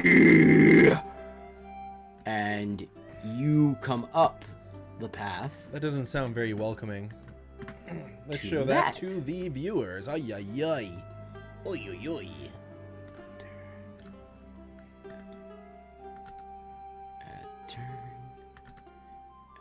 Oh my Jesus. I'm it's guessing initiative? So scary.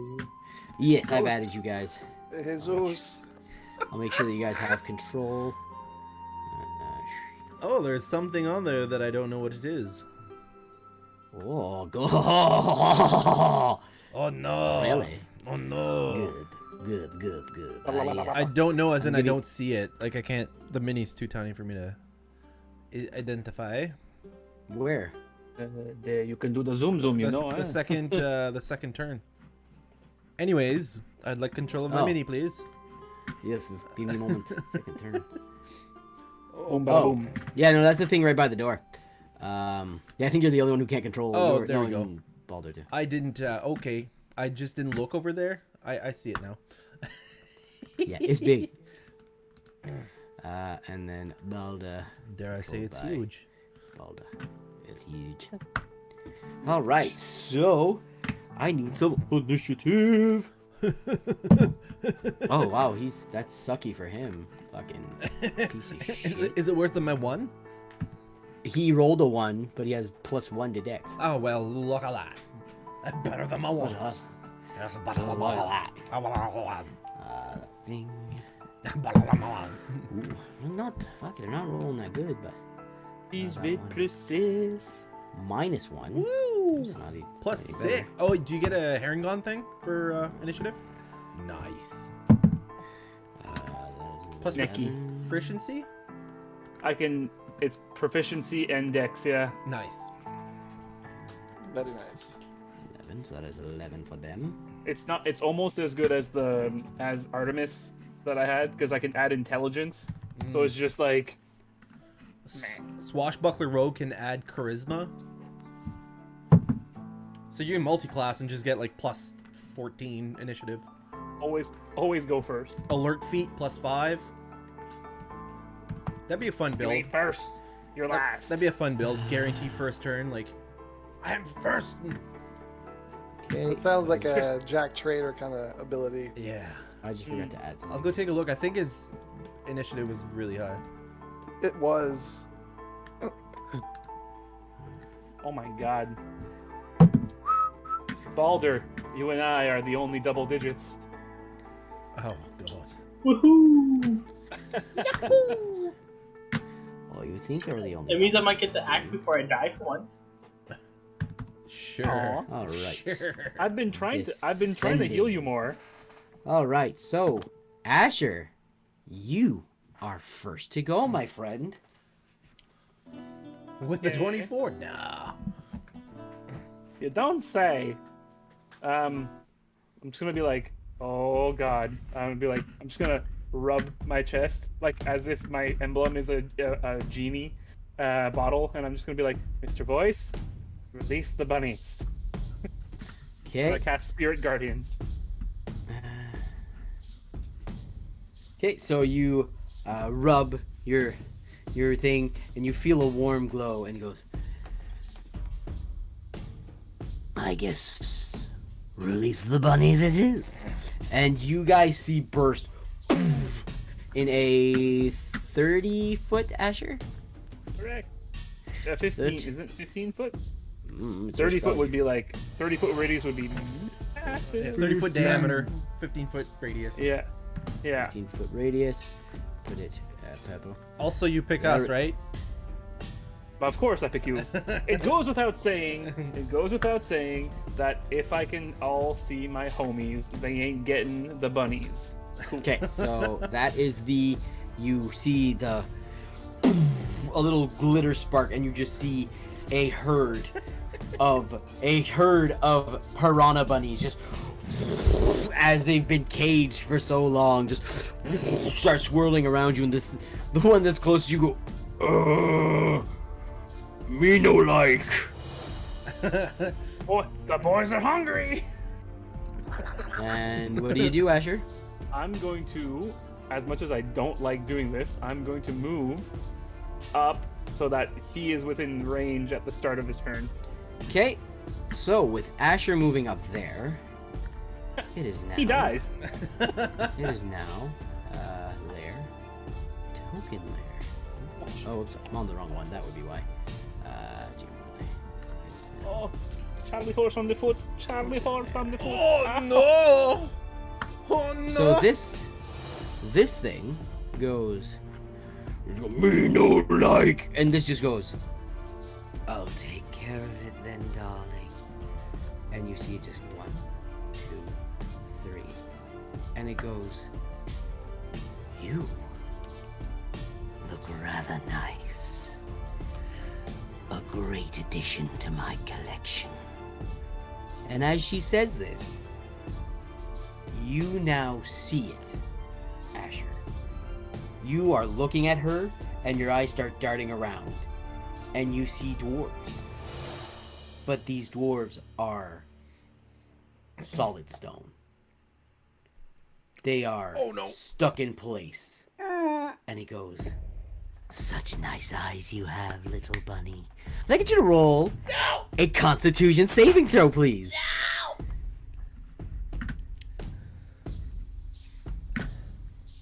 Oh, I know what this is, and I don't like it.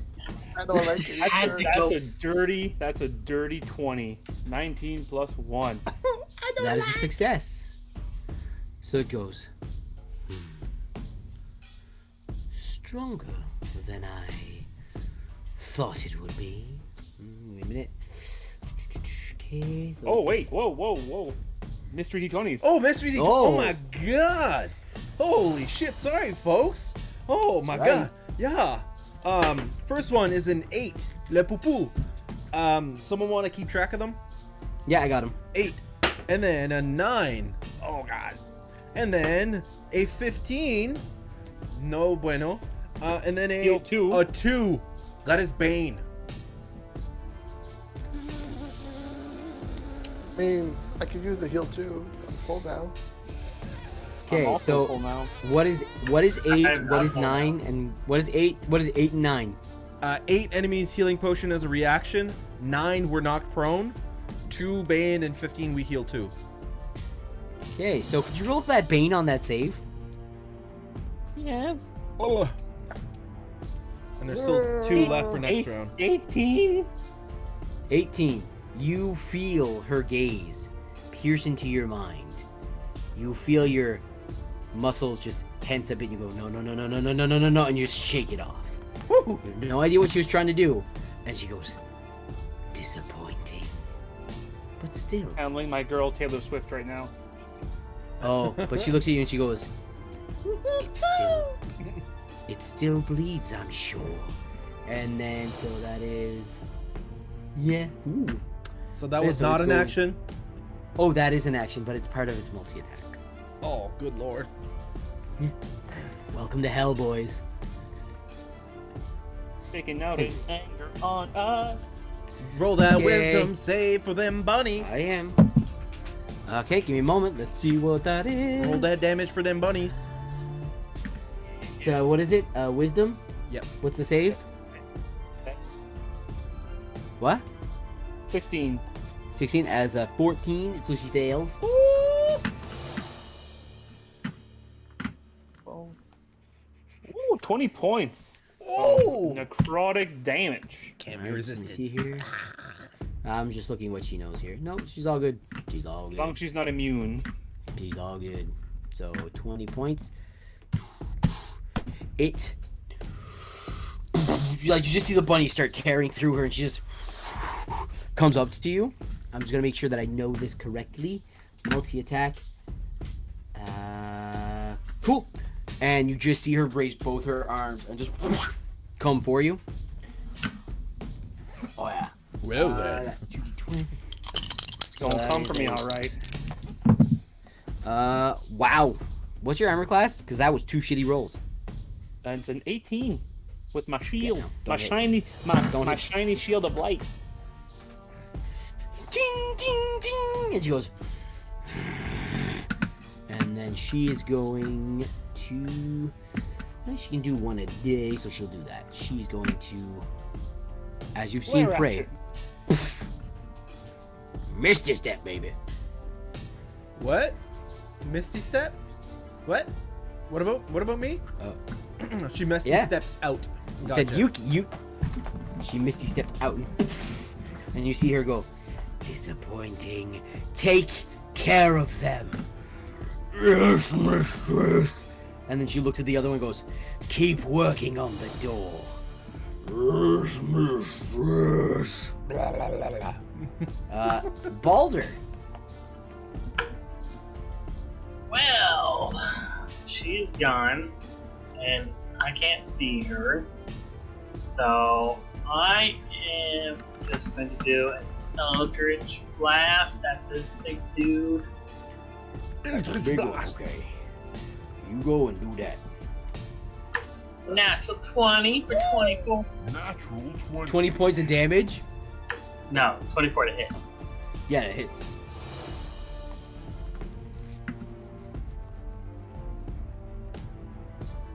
Uh, 13 damage.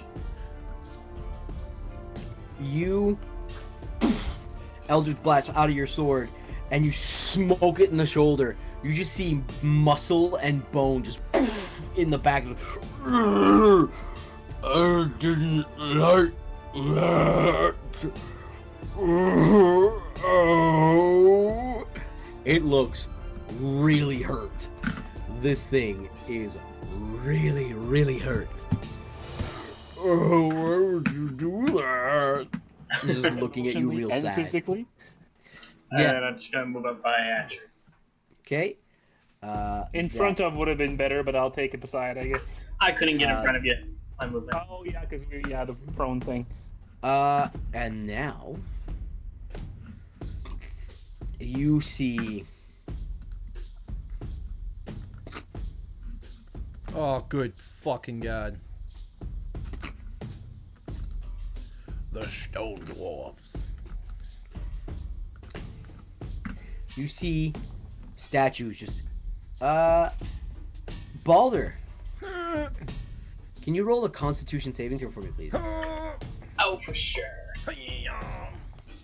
17. 17 succeeds.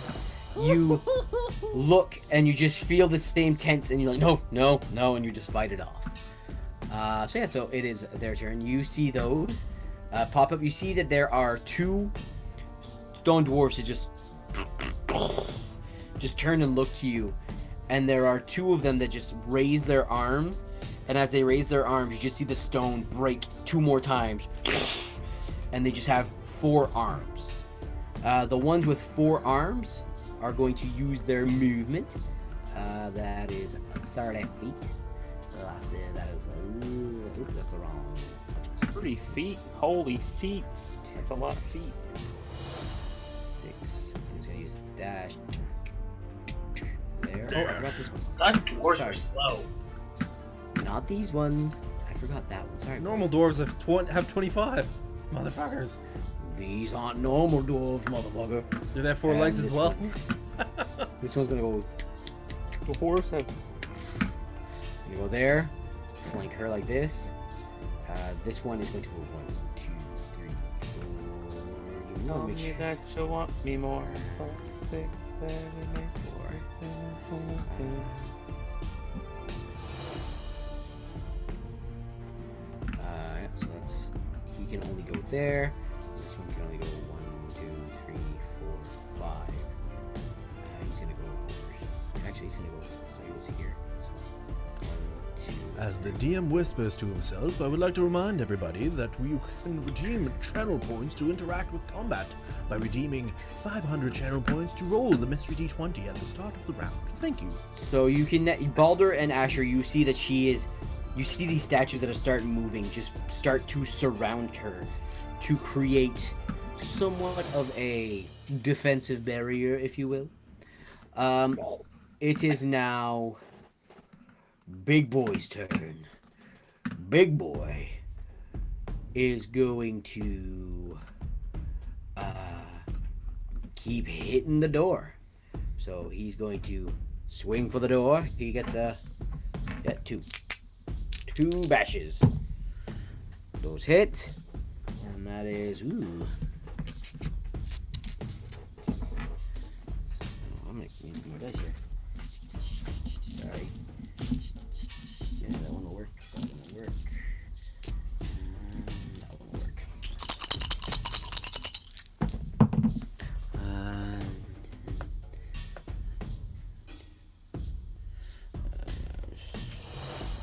That was 8d6.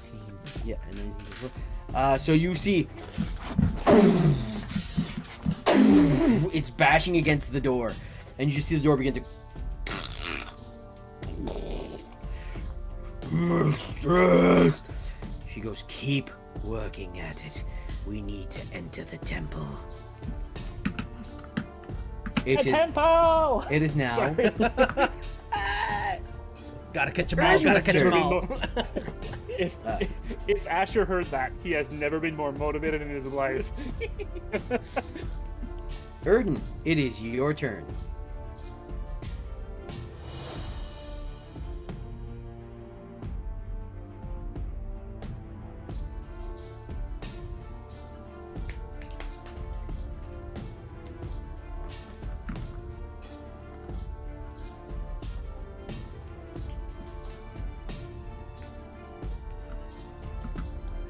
Is that a wall going up or a wall going down? Can't hear you, Sean. And My bad. oopsies. I said I assume it's going up, but like this here, is it a wall going up, Colad? Those are walls going up. I'm just gonna kind of hug the wall. Oh. Yeah. Okay. I'm just gonna hug the wall and cast Hex. Yeah, on that Big wall's Boy. going up. Yeah, it's going up. Hex and then what? Shoot him. Oh no! I thought he was having issues. Yeah. I was like, he's not responding. And then Oh, we got the folks. responsive late. Ah! Hopefully the DM will return quickly. Well, the dungeon I am master the has. DM right now. Yeah.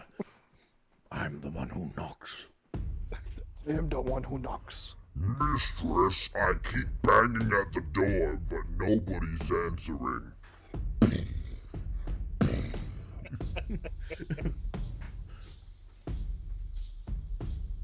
In there.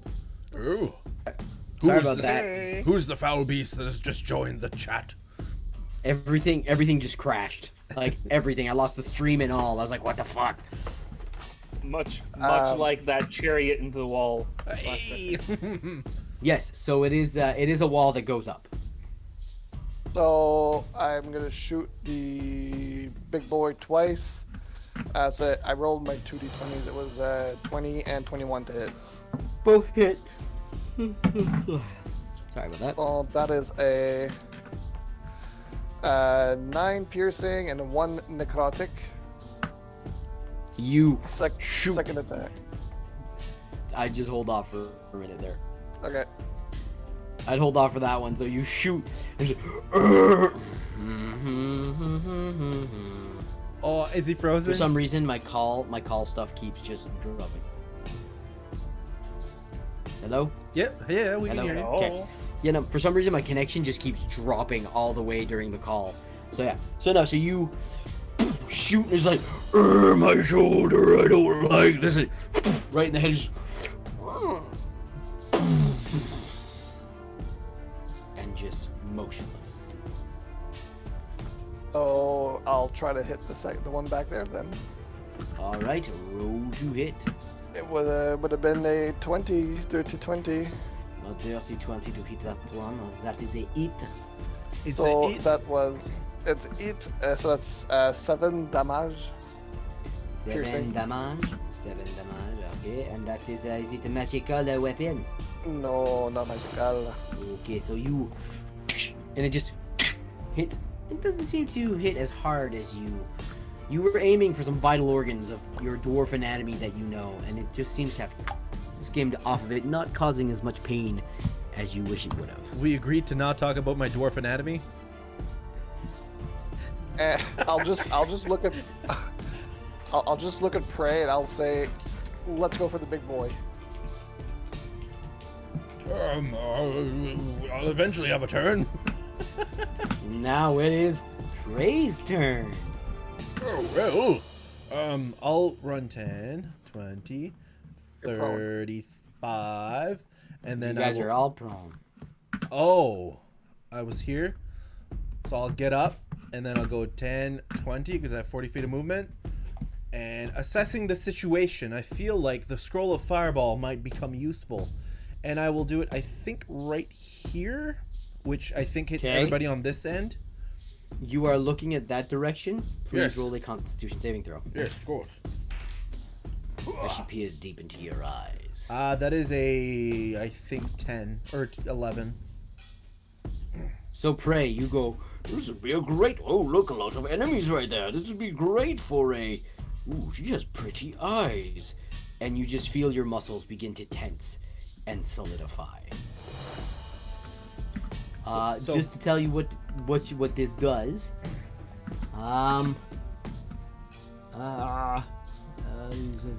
You are restrained, Cool. and yeah, you are restrained, and you feel you're wiggling your toes as you always do to feel the ground. You can just not wiggle your toes anymore. Cool. Well, luckily being restrained does not stop me from using the Scroll of No, Fireball. of course. And right here, and it hits everybody on that end. Okay, so that's, I'll roll the save for the statues because they all have the same stats. So where is it? Right here, you said? Up one, I think, right here, and I think that hits everybody. It's a 20 foot And what's radius. the radius? 20 foot. 20 foot. Okay, just give me a minute here. right here. Cool. Thank you. Okay. Okay, so that's hers. And it's a deck save, you said? Yep. Okay, so what's the save? I think it's a 15, I said. I think so, yeah. Okay, so she succeeds. The statues succeed. But I don't think the other one succeeds. No, the other one doesn't succeed. 43 damage. Oh, That's a big fireball. 4 that's 20. The last roll was like 655. Like, I'm like, Okay, give me. I gotta see what the hit points are to these statues. They did succeed. They are still hurt, but they did succeed. So they're still up. and I will rage as a bonus action. Okay, just give me a moment there, pray. Put the damage into these statues.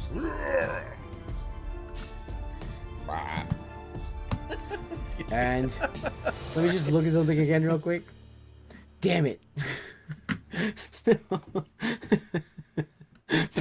You throw your fireball and you go, and you just see everyone that you were intending to hit just like take the hit and still stand, just like smoldering smoke.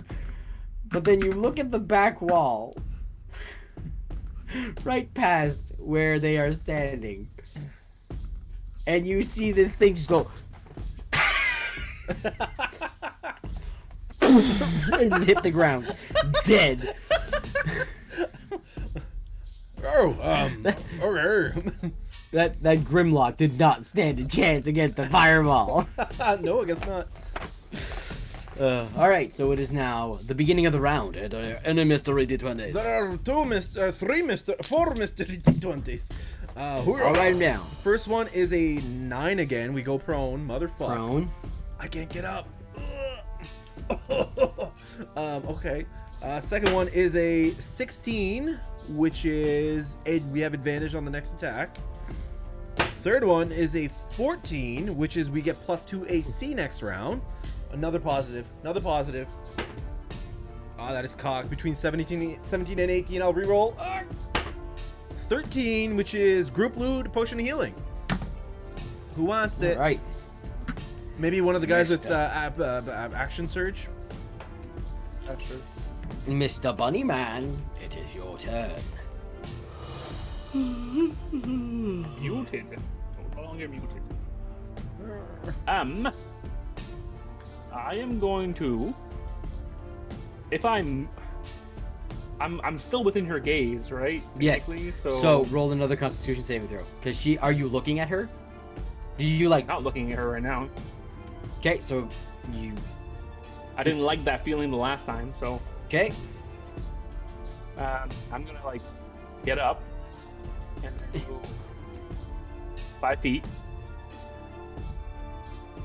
And look. Okay. I'm gonna show you where I'm gonna look. Look like this guy right here. This Okay. motherfucker right here.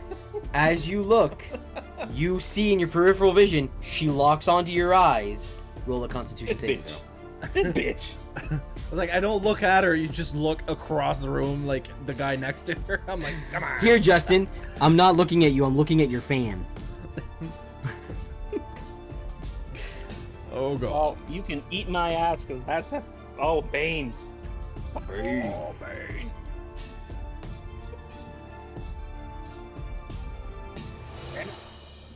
So that's now a 16. 16. You look at her. You feel her go. Look into you. Feel your muscles tense. You look at Prey. You can see that Prey's feet are turning to stone as he's on the ground going, I can't move my feet. My testicles won't sway. And as you're on the ground, as you're looking at this, you go, oh my gosh. And you now realize that she's trying to petrify you. You shake it off. Just, and you. So what would you like to do? I am going to cast Toll the Dead. Or the dead. On that motherfucker?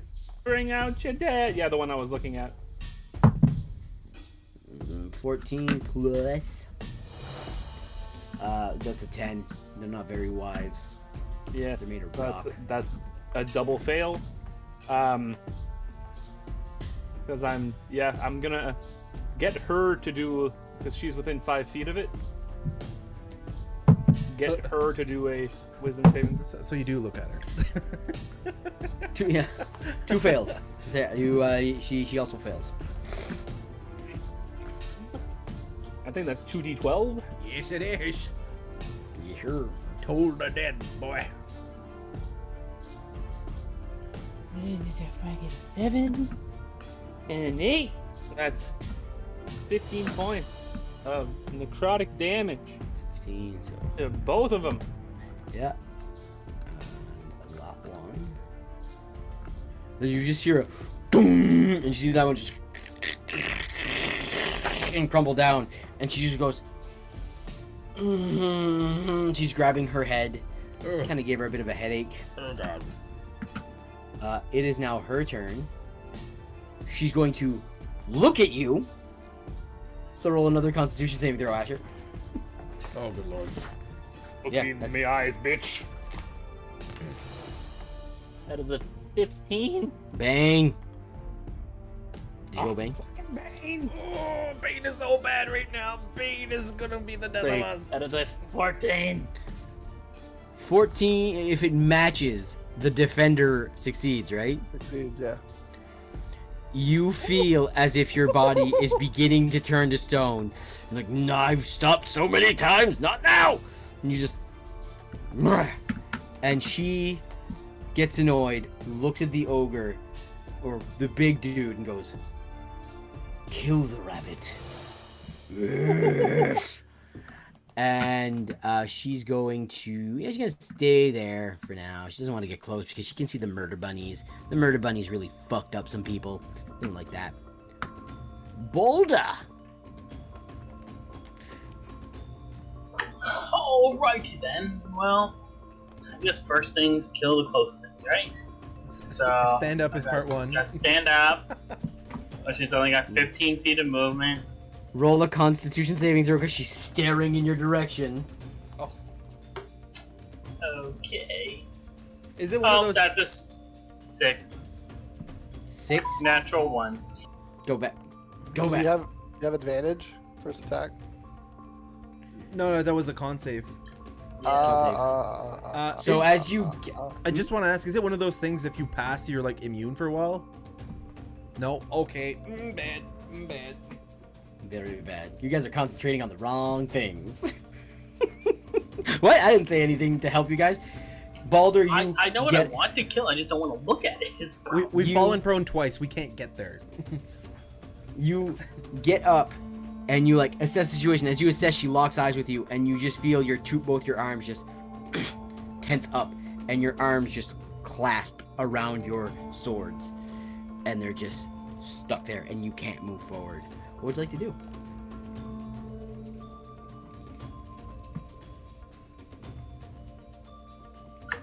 Well, shit.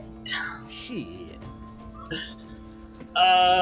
I really can't do anything Le poupou? because I can't cast a spell.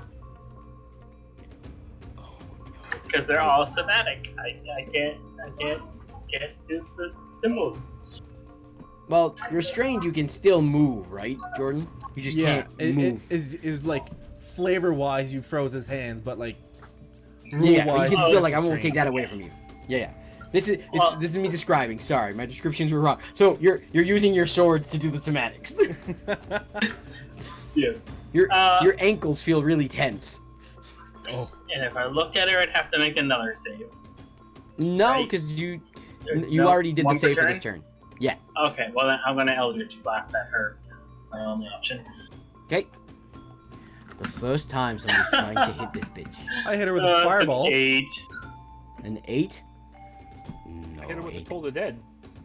Yeah. What the fuck?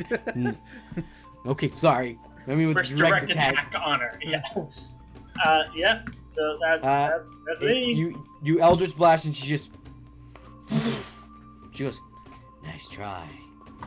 I'm moving slowly because I'm half stone. Okay.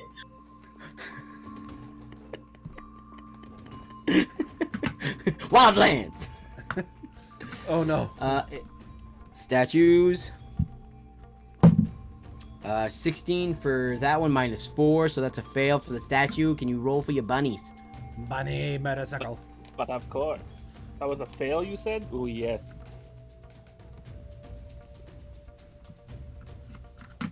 13 points. Trez? Necrotic damage. Alright, so he's still up. You can see that the bunnies are just ripping out pieces of stone from his shoulders. 1, 2. He's going to take both his attacks on Mr. Asha. Mr. Asha. +4. So that is a 9 and a 19. Miss. +2 AC. Oh, that's right. So it swings wide. The bunny hits his sword, ding, out of the way. It comes back up. As it comes back up, you take your shield and you just ding, you hold it in place, defending yourself valiantly. It is now Big Boy's turn. My turn? No, big boy. Biggest boy. And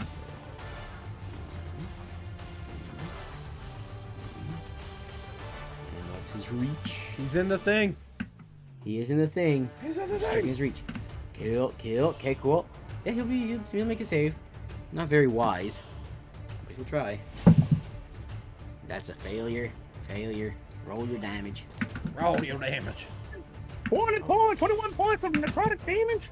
6, 21. 7, 8. 21. Yes. So your bunny just, you see, just they all just go. It just belly goes and just like pukes out bunnies. You kind of get a bit of spray as just blood hits the ground. He goes, "Bunny, make insides outside," and he grabs the, quoting prey, he grabs the battering ram that he's had and just lifts it up and goes to hit you. And he's going to take his multi-attack on you. Lots of multi-attacks. 15-foot range. Oh, baby, watch out. So that is this. So that is an 11 and a 23. Hit. One hit, one miss. So for the 23, that is a The one Miss Wonder. that is 10 points of bludgeoning damage as it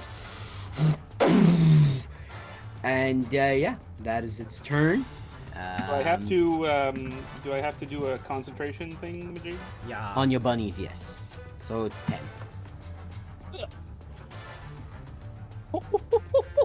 That's an 11. Don't forget Fuck. that Bane. Bane. Oh no, Bane sounds on that too. Oh no. Oh no. Oh no. 1. Hey! You succeed. It hit my fridge and bounced into the tray as a 1. I was just like, oh no, this is gonna be bad. All right. Erden Solak, it is your turn. I'll move my hex. Bonus action, move my hex to big boy. I'll stand up. That's it. Hexed. So first attack has advantage.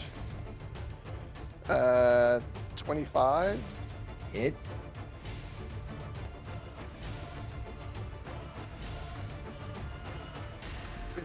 Piercing, 3 necrotic.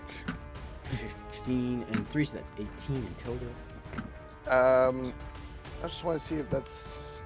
I haven't used it in a while, so I just want to double check, make sure.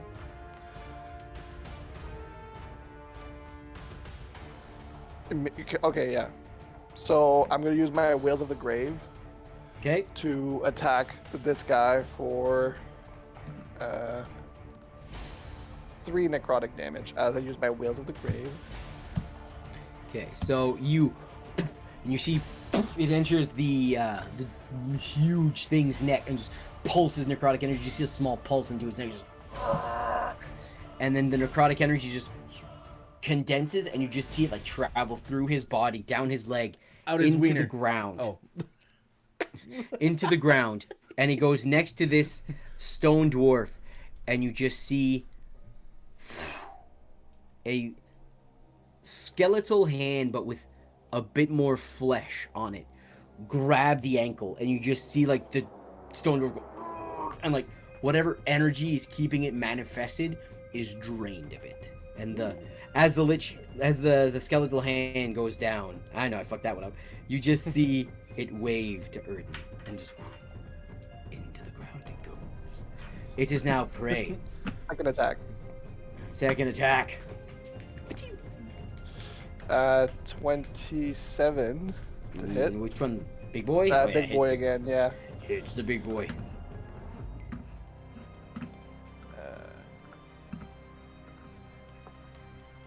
13 total. 13. This is stressful. So you hit it in the jaw, right in the where the hinge is. I miss this. I think I do better with the door. He's looking hurt. He's looking hurt. These guys aren't heavily armored. Prey, it is your turn. Well, You get your turn before you get to do that other save. Okay, cool. I will recklessly chuck one of my daggers at the big boy.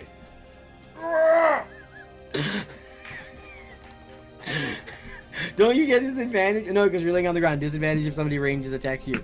Okay. It cancels out because I recklessly attack. Yeah. I'm on the ground. I can't get up because my speed is 0. So I'm just I know it's great. with your rock hard feet. 25 to hit? No, sorry, 20. 24 to hit. 24 hits. Woo! That is 10 damage, and he is marked by my ancestral guardians.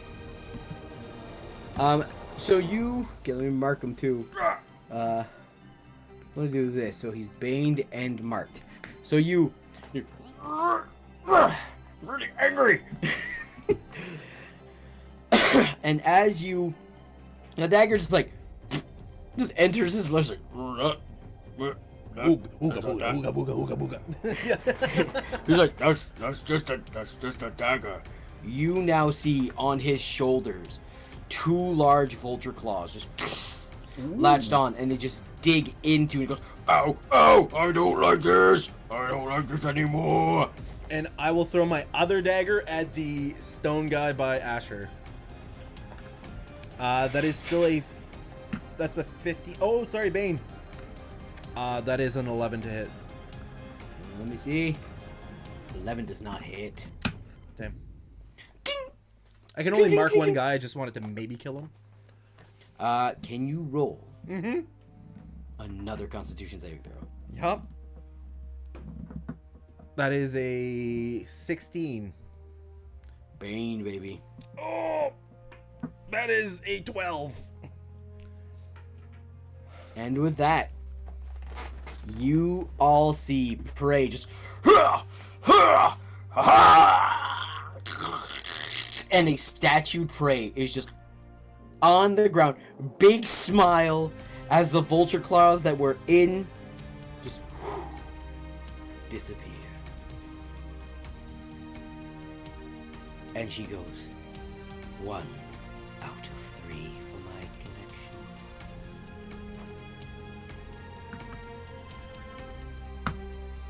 Well. So, Mr. D20s. Double fuck. Yeah, we have one. Eat one, but it's out of stock. Yeah, still 3.5 minutes left. Okay, we just Oh my rolled an God. 8, which is one enemy uses a healing potion as a reaction. And that's what? 2d4 plus 2? Yep. Okay, we get my d4. Are you saying that we have a cleric that doesn't have lesser restoration? Yeah, that's right. You don't That's have what I it. just You don't have thought it about. prepared today. Correct. That's right. Tomorrow. We can have a nap and just be like, Yeah. Okay, I'm not sure Asher, if Lesser will work. it's your turn, Asher. You just saw Right. your best friend turn to stone. is he like beside? Yeah, he's beside me. I guess I can see him. He's on the ground, laying down, rock hard. Oh yeah. Oh yeah. Just the way I'm used to seeing prey. Boom chicka wow wow. The Great Carrot! All Mighty hail the carrot. mighty carrot. I am going to. This is going to be bad, probably, but we'll try it anyways. With my last level 3 spell slot, I'm going to cast Guiding Bolt at the bitch. Okay, roll a Final Constitution saving Constitution throw. saving throw. That is a fucking 14. You Bane? just That was with Bane. That was with my yeah. Bane. You feel her gaze, and you're like, you hear Mr. Voices go, no, the big man's down. Don't let her take this delicious taste, Asher. Bite her veins. He is encouraging you to eat this bitch. That is a 19 plus 1, so a dirty 20 for your guiding bolt. Oh no, that's a roll to hit.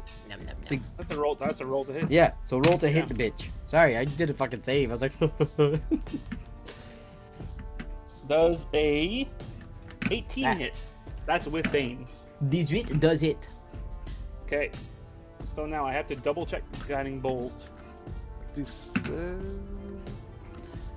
Yeah. it's 2 extra levels above. That's the only thing that I'm just trying to remember here. Oh boy, this might hurt me a little bit. So 4d6 of radiant damage, and then for each spell slot above, it's another d6. So that would be 6d6 of radiant. Oh, this might hurt. This might hurt a little. I'm guessing 22 damage. 5, 3, 5, 13, 3. Jesus Christ. 16, 5. Oh my god. 21. Come on, 6. Come on, 6. 3. Oh my god. 24. I shit you not. 5, 3, 5, 3, 5, 3. That's it, 24. 24. 24 Yeah, so that's- points of radiant damage. And the next And- next melee attack against her gets advantage. The next She- attack roll, not Okay. melee. So Next attack roll. you just shake off the effects of her petrification, and you just, from the Laram's symbol, this purple energy just and just smokes her, and she goes, "Ah!" And you just see shining off her like peck and shoulder is just radiant. It is now her turn. She is going to just fucking 1, 2, 3, 4, 5, 6 right to you, Asher. She's gonna move over here just to not get in the way of her buddy. So she's gonna roll a save for your bennies. That is a plus wisdom, which is that's a 12. The 12, that is a fail. So she takes the full 15 points of necrotic damage as she enters the murder circle. She it's going through her, and she just she does her 2 claw attacks. I'll do those first. Oh, that's not my trait. That is a natural 20 and a 5. Critical and miss. Okay. So the critical for her claws ends up to be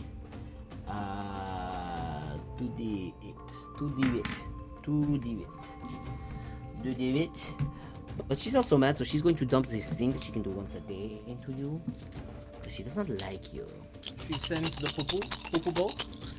Most people don't tend to like the bunny. The bunny likes to make people mad.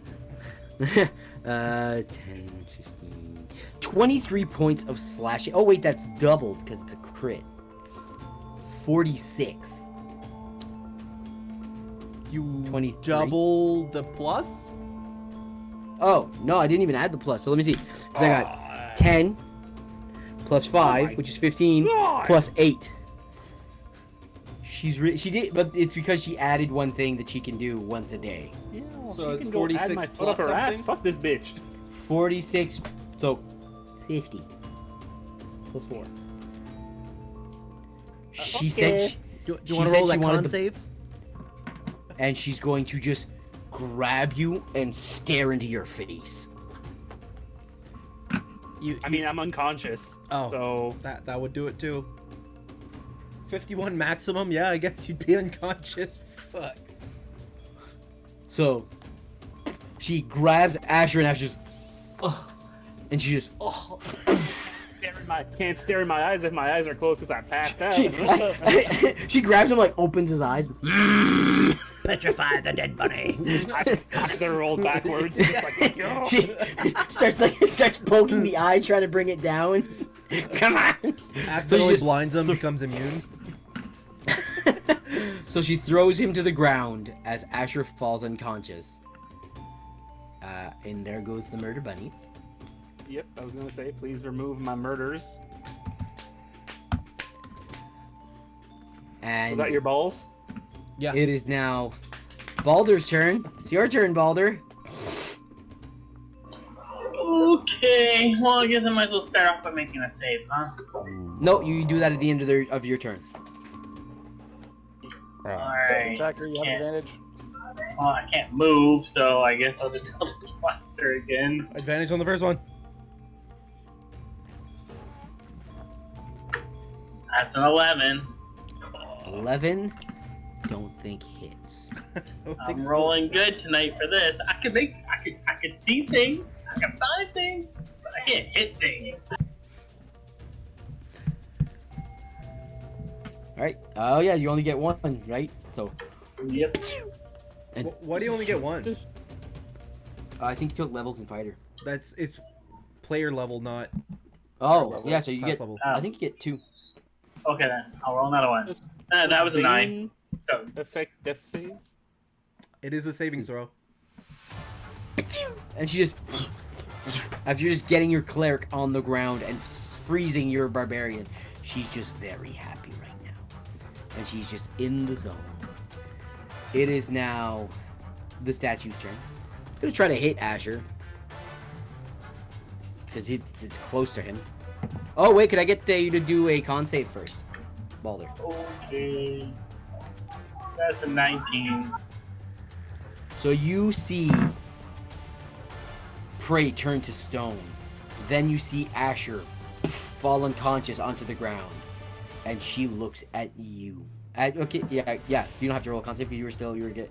And you just feel this petrification rise through your body, up your abdomen. And then you just hear a voice in your head going, "This is not a glorious death." And you just fucking, like, you don't feel an orcish rage, but through that comment, you just, out of sheer will, push the petrification away, and you are on your feet, still ready to rumble. Same the same statue- level of petrification though. I do believe if you succeed the second one, I will read to be sure. Fails to save, turn, stone, restrained creature must repeat the saving throw at the end of its turn, becoming petrified on a failure, or ending the effect on a success. Woo! Yeah, I can move! As much as it's brutal, if you succeed on that second time, you're free.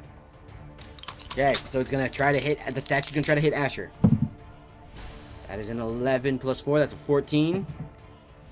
And that is a 19. Auto crit. No, plus 2 AC, right? No, that was last round. Was it this round? was this 9, round. 16, 14, 13. That was last round. This round we only had the one, and it was a potion. No, Yeah. it was Potion, yeah. Potion for her. Yeah, so, that is an auto crit. So 2 death Two fails. two failed death saves. Oh. And it is now the big guy. He can see that this is pretty much dealt with, so he's gonna go back to the door and just try to open it. He getting his jaw dislocated by a crossbow bolt and a vulture digging into his shoulders, kind of kilters. He hits the wall, then he hits the other wall. It's like, calibration needs to be done. Recalibration. Erden, it is your turn. I do want to say that Prey did say maybe one of the guys with accent surge. I do believe you said you had the potion.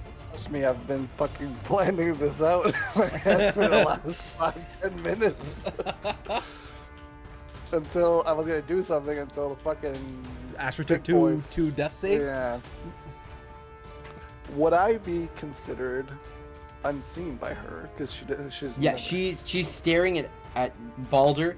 We'll put it this way: she was here. She saw attacks coming from here, and then she just straight up went to Asher and Balder. So she's looking here. You're behind her. She does not see you. I will take 2 shots at her. Oh. Is it considered advantage? Unseen attacker, yeah. Yeah. Bonus action, move my hex to her. Okay, I will take Hex off Big Boy. Put it on to her. Put it on. So first attack is 19. 19. Let me see. I do believe that hits. That does hit. Ooh, no sneak attack though. Yeah, because he's advantage. He's hidden. Oh, never mind. I was like, Asher is not conscious, but yeah. You want me to separate the necrotic or No, she does not have any resistances. I had to check because of Asher's Toll the Dead. 16 damage? 16. Okay, give me a minute. 16. So that's. I just want to make sure here. 0. That's one. Oh, I also meant to do a. I'll do it next time. That's fine. Okay. She's looking rough. You and you hit her right in the back of the head. You see her, and she's about to turn her head and look at you. What do you do?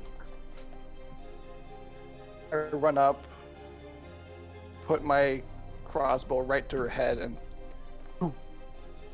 Okay. can I do that? Roll. You Because I can, have yeah. a crossbow expert, yeah. Like Because I did roll to attack. your that's why I'm second saying shot? that. Yeah. Yeah, with the second shot. I'll let you Uh, do movement between. Yeah. Okay. It was I rolled. It was 20. Yeah, math. 22. Right now, I'm stressed. 20 Math. over 20 hits. Over 20 hits. 22. Okay. So that, and I'm gonna do a distracting strike. Okay. It's 15. So you run up with the crossbow bolt. Please describe this bitch's demise. I just say, don't touch my friends. Thump. So you see you sunk one bolt in the back of her head, just like right underneath the skull, and she's lifting up to rear her head and look at you. And as she begins to look, she looks at you last minute, and you just go, "Don't hurt my friends," and you just put the crossbow bolt in one eye, behind the nose, and out the other, taking out both her eyes, and she just goes. And then that just drives the other bolt deeper into her skull. And she's just on the ground, lifeless. She is done. And surge. These Potion. three, these guys are gone. Oh. Controlled them. Oh. So as she, you just see the one on top of Asher just winding up for another hit and just petrification, just mid-swing, action surge, healing potion to Asher. Asher's done doing death saves. 1d. How many? 2d4 plus 2. Yeah. Oh, you're doing it? Okay. I was like rolling my own healing potion. I was like, 8. that's not how that works. 8. You, Asher, as you again during combat piss off the enemy more than anybody else with your murder bunnies and your magic, and you fall unconscious and go, "Mr. Voice, I'm coming home." You just see, you hear the water rushing, Not you hear all now. this stuff, and you just hear, "Sorry, you're not on the list yet, Mr. Lepis." And you just open your eyes to Asher dumping a potion into your mouth. And it is now your turn. Is there any mystery D20s? There is one, I think. Yeah, there's one. Yeah. 2. Wait, 2. Make it 2. Never First mind. one. 9, which is I think we fall Fall prone prone. again. Second one. Already there. Second one is a Prey just- 5. Which I Prey just sinks more into the ground. 5 is oh shit. Disadvantage. Ah. Okay, well that's the mystery d20s. All right, go ahead, Mr. Lepis. That's disadvantage, you said? On the first attack. Okay. Well, I'm just going to like Toll the dead. turn my head. Just gonna like look over the big guy, like I'm still on the ground, just like point at that guy and be like, "Fuck you!" Just gonna cast Toll the Dead. Okay, Toll the Dead. I will give you the save. That is a 13 minus 2. That's an 11. 12. Kill that boy. Kill that boy. 7, 8, so 15 points of necrotic damage. He's close to death, so I'll just say that you Toll the Dead. You're about to bash. He goes, lifts the thing up and just smokes himself in the head and just. For the 1 hit point. He had 1 hit point left. I'm not gonna. And he just on the ground. The battering ram. His head just fucking explodes, and he is gone. You have dealt with the problems that are in this cavern, men of the guild. Yeah. Congratulations. Now What? there might Oh. be more. There might be more more problems. Assess guys- Prey's situation. So you guys go and you check. Can I get somebody to do a medicine check on Prey? I will gladly do a medicine check on Prey. I'll assist. Okay. My medicine. There's a 17. Prey is solid stone. His packed weapon is nowhere to be seen. He's just a statue. A very handsome statue.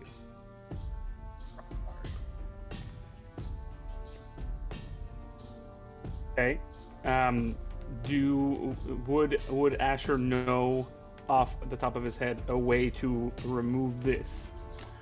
Roll a religion check. I don't think there would be a reason for you to know petrification, how to get rid of it, or you can roll an arcana check if you want. They're about the same. Yeah, they're the same. So here's to hoping. Is that with Bane too? Still Bane technically. No, that's saves, not skill checks. Okay. That was a walloping 10. Asher knows nothing of religion, hence why he's being led by a psychotic.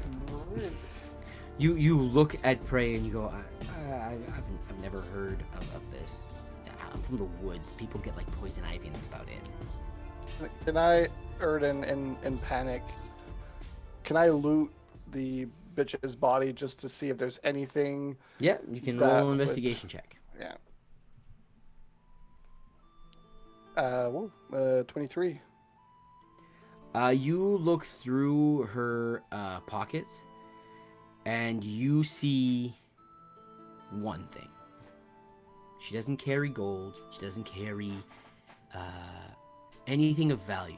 But there is a folded letter that is sealed with wax. There is no like seal. It is just like wax was put to the back to seal it closed. That seal is broken. And that's all she has on her person. As you are checking out Prey, you are checking out the body. Balder, are you doing anything? I'm just gonna check for the other body, like the dude, not the big, the other dude we killed. So you're gonna check the basically the huge and large creature. Yeah, Yeah. You roll an investigation for that. 21, natural 20. You look through it, and all you find is leather armor, a large battle axe, and a battering ram that is now holding inside Buddy's skull. And as you guys are doing this, you just see the doors go. You hear and you just see like a dwarven head pop up going. I heard a bit of a scuffle. Are we okay to come out, or should we just rebar these doors? Erden will just. I don't know if Balder wanted to say something first. It's all clear. Come on up. That's what somebody who wants to murder me would say. No, we murdered the guys trying to get into you. Right? And you just see a dwarven man, big blonde beard, braided ponytail, and he just like walks out and goes, I'm just going to assess the situation. Please stay where you are. And then he looks and he sees Asher, and he sees Prey, and he goes, that is not Kay. That is another one. And he is petrified. I'll just kind of. Can I just cut him off and just say, like, kind of yell in desperation, "Help my friend!" I'm the head of the guard. I have no idea how to do anything about that. If I would, do you think my men would be frozen solid in front of you? Because I don't. I protect the royals. There's one of them now. Because everyone was slaughtered. So, Any clerics in there? Any? there is me, and there is the youngest royal. If you haven't noticed, if I had a cleric that could remove petrification, do you think there would be petrified dwarves around you? Do you think my entire clan would have been slaughtered? No. Well, you locked yourself away, so maybe they couldn't get to them. Right. You can pick up your friend, and you can bring him in the temple. That's the best I can give you, so you're not in here in case something else comes. So, whatever you decide, the door's locking in another 5 minutes. Okay. I'm gonna like try to grab as much of prey as I can. Tie a rope around him and start dragging. He's pretty heavy. I say that as he sees you guys like struggling, he goes to help. He gets like a little cart. You load him upon and you just shove him in there.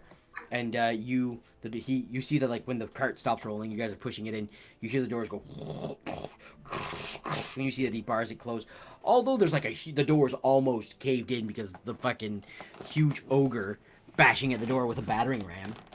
And as you guys walk in, you can see that the so-called temple that is being spoken of is not that much of a temple, as it is a roughly a nature, like a cavern made by nature, and in the center is just a large vulture skull.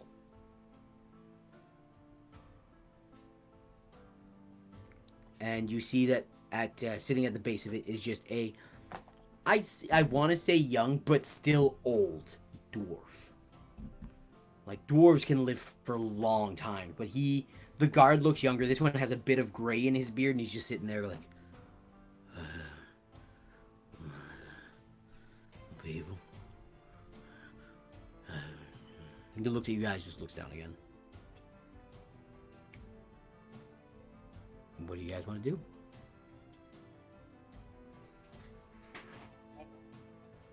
We'll place Prey wherever we can place him.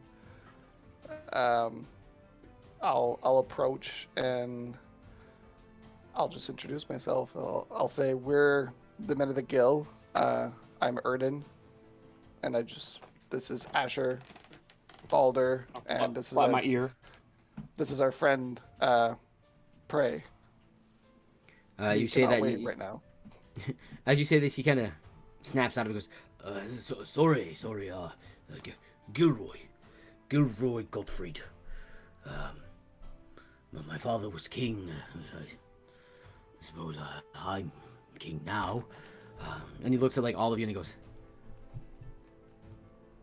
that is one of Yigid's, is it? Yeah. Right. Okay. I don't know how to help with petrification. That would be something that the holy men can do, men of the cloth. I need to process what I've just. Thank you. Once I've collected my thoughts, we'll be able to speak. And he just like you can see like he wants to thank you guys, but again he just saw his entire family get slaughtered by a fucking battering ram wielding huge giant thing. So he's like, I need to process. I'll speak to you later. And he just like wanders away. The guard follows him. So I'd like to. Oh, go ahead. go ahead.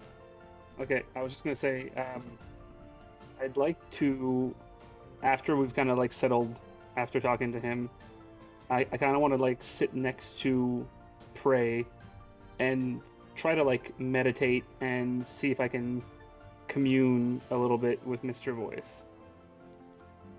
So you sit there, and you used to meditate for that. With Mr. Voice, it's more of an open communication. You are his favorite disciple.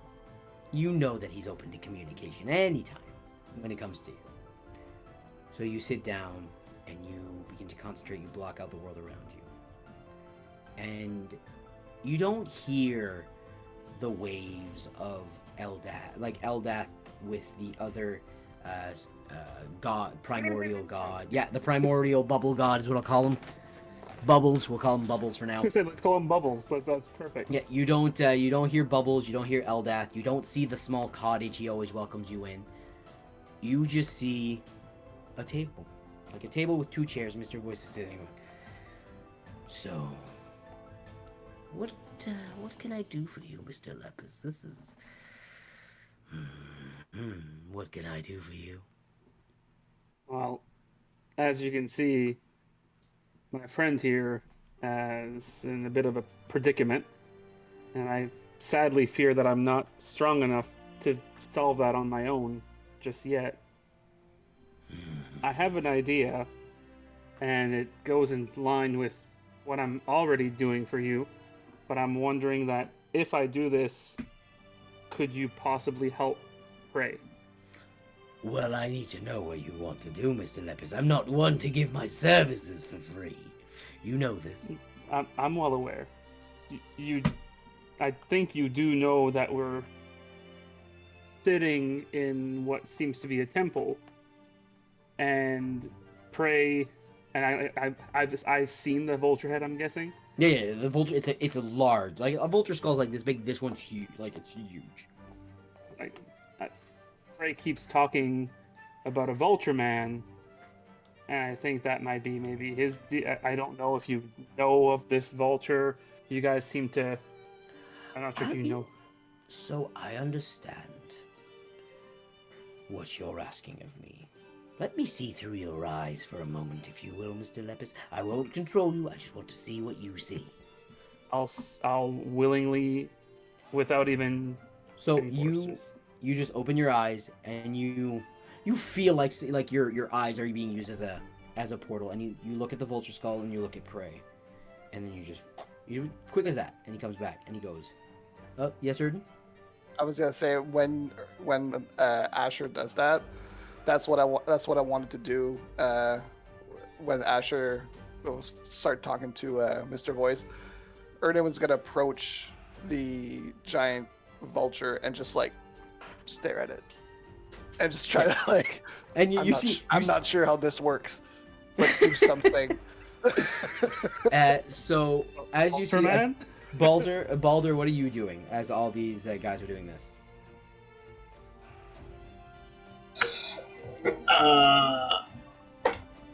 I wanted to go talk to the guard, but if he walked away, I might just be giving them a minute before I approach them. Okay, cool. So we'll go do that after. Erden's Mr. trying to do Voice- some warlock shit. He has no idea what the fuck how to do it. He's just like, Ooga booga booga booga booga. Bleed for the children. I'm not sure how this works. I know Prey has talked to you. Please help him. Roll a persuasion check.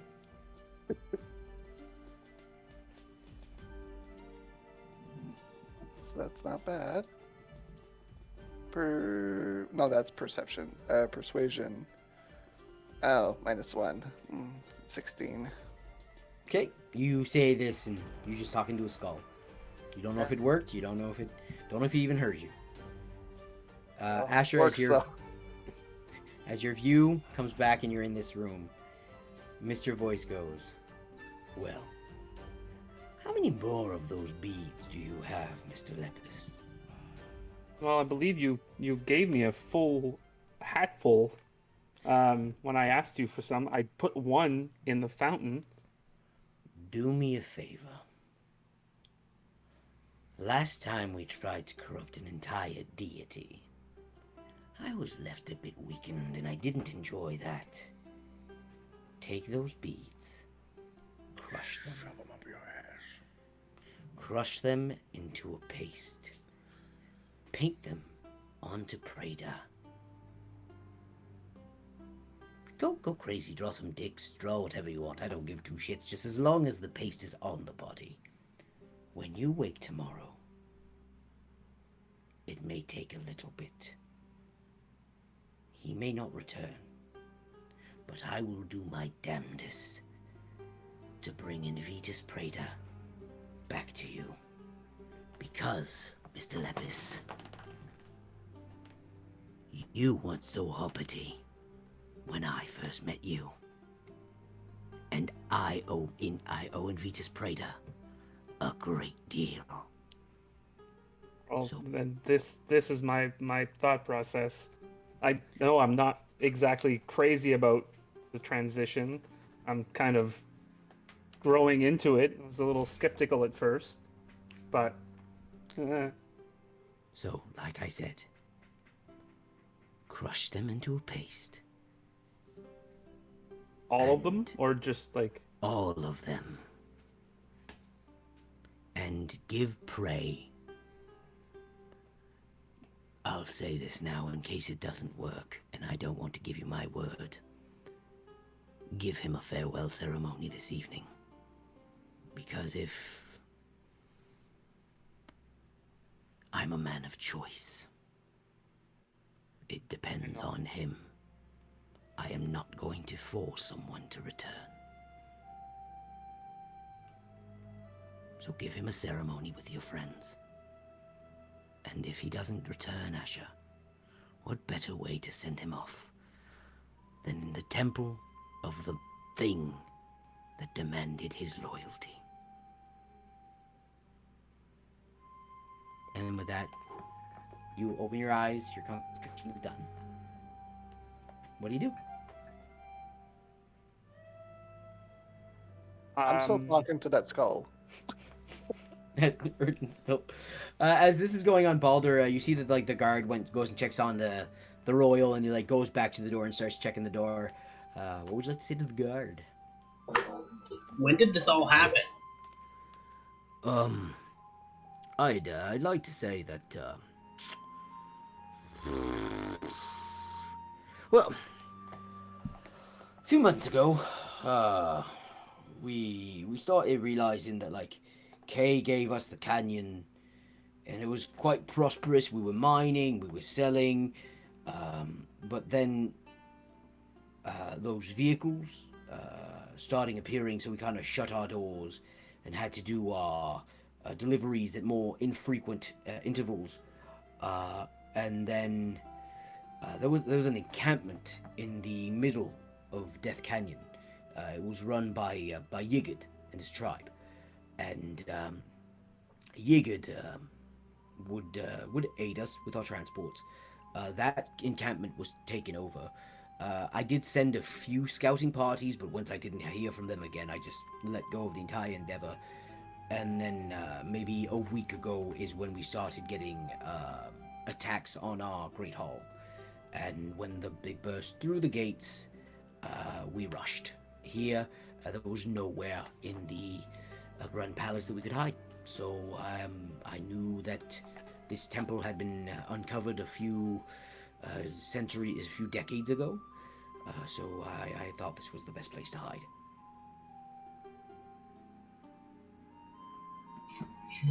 So the final attack on your home was just very recent. Yes, yes. The door would not have lasted more than a day of assaults. Thank you for saving us. Sorry we didn't come by sooner. We It- just happened to enter the canyon yesterday. It's the wildlands. It's not easily traversed. I'm just thankful that myself and Gilroy are safe. At least we can reach out to distant relatives, see if we can garner some traction to try to rebuild this place into what it used to be.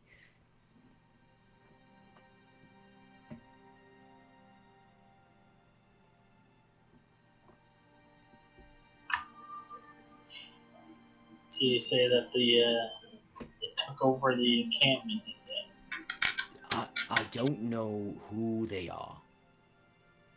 I just know that they call themselves the Panache. I do believe it's an ancient infernal word for antlers.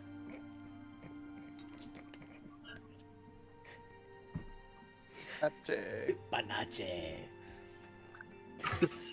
From what I've heard of Kay, I wouldn't be surprised if she's the one behind it all. I have no idea. I've just been working within these holes.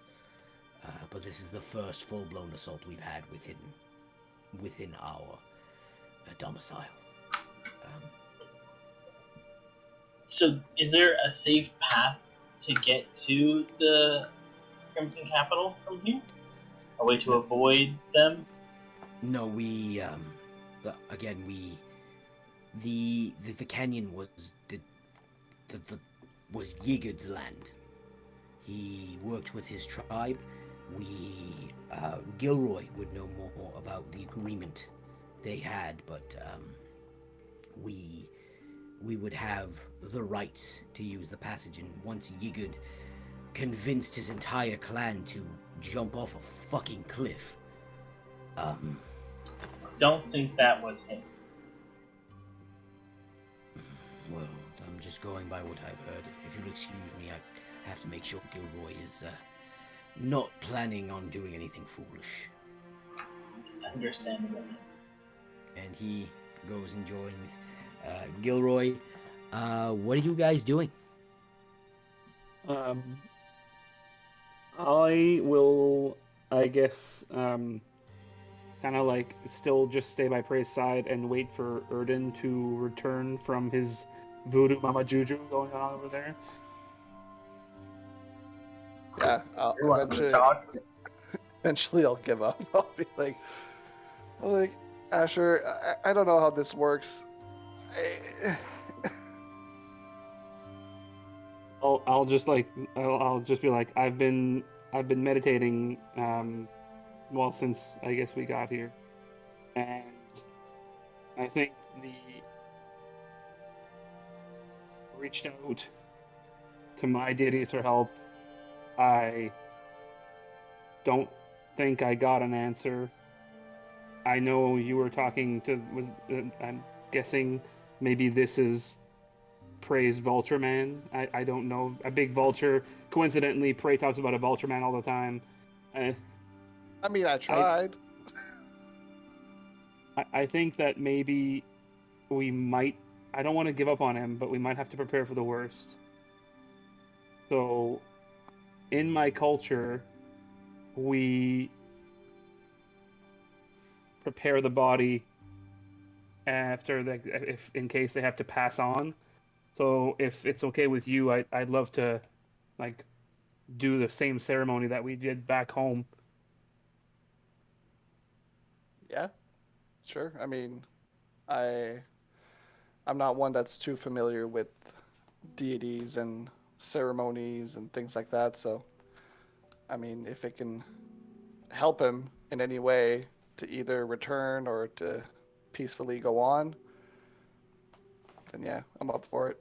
Well, I'll do everything that I can. I'll keep praying until the morning. I'm not sure how long he has in this state, so um, just I guess let me do this if you don't mind. Sure. So you spend a good part of the evening preparing the body, putting the beads of liberation crushed up into a paste, painted onto prey. No Do you, dicks. no dicks. Just Okay, I was gonna respect. ask. No. Just Oh, so it's I a like paint it. I'll like paint his horns, and I'll like make him a crown on his head, and then like try to just like make him look like a pimp. Make it the Day of the Dead prey, That's right. and just badass like elk running across his chest. And well, there's one thing I want to do across his chest. They can have elks up his ass. I don't care. Elk running into the canyon. I'm going to try to draw as best as I can the Ramses crest on his chest. Ooh, roll a performance check for me. Not a performance, sleight of hand. I'll say because I'm okay with either. you're trying to be dexterous. That is that's +3, so that is an 18. Yeah. Okay. So you pulled it off nicely. You've had it across your chest long enough. You've been rubbing it. You've been seeing it everywhere. You draw a really good one, just right in the Okay, center. sorry. You paint it very well on his chest, and you guys go to rest.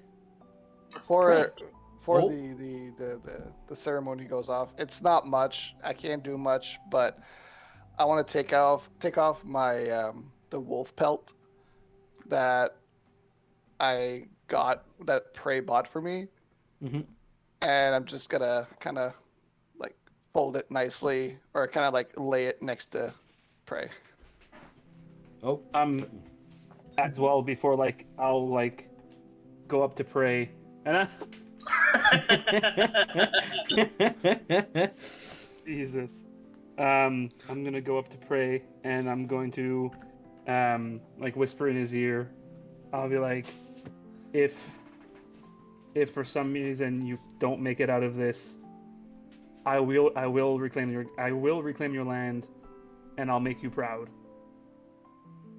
And I'm just gonna like take off my hat and just put it to my chest. Okay. I'll So also as you take get, off my hat.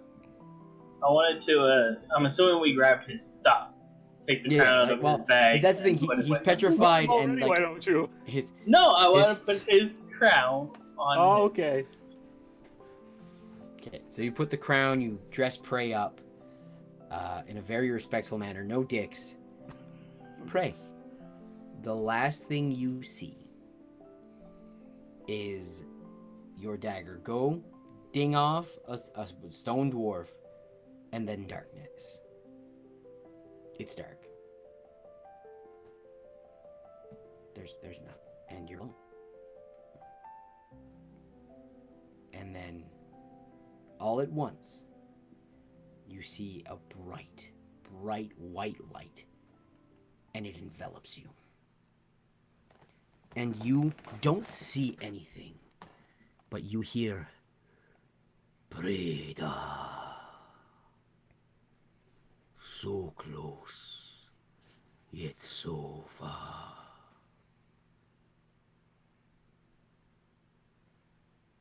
Do you wish to be with your family? Preda.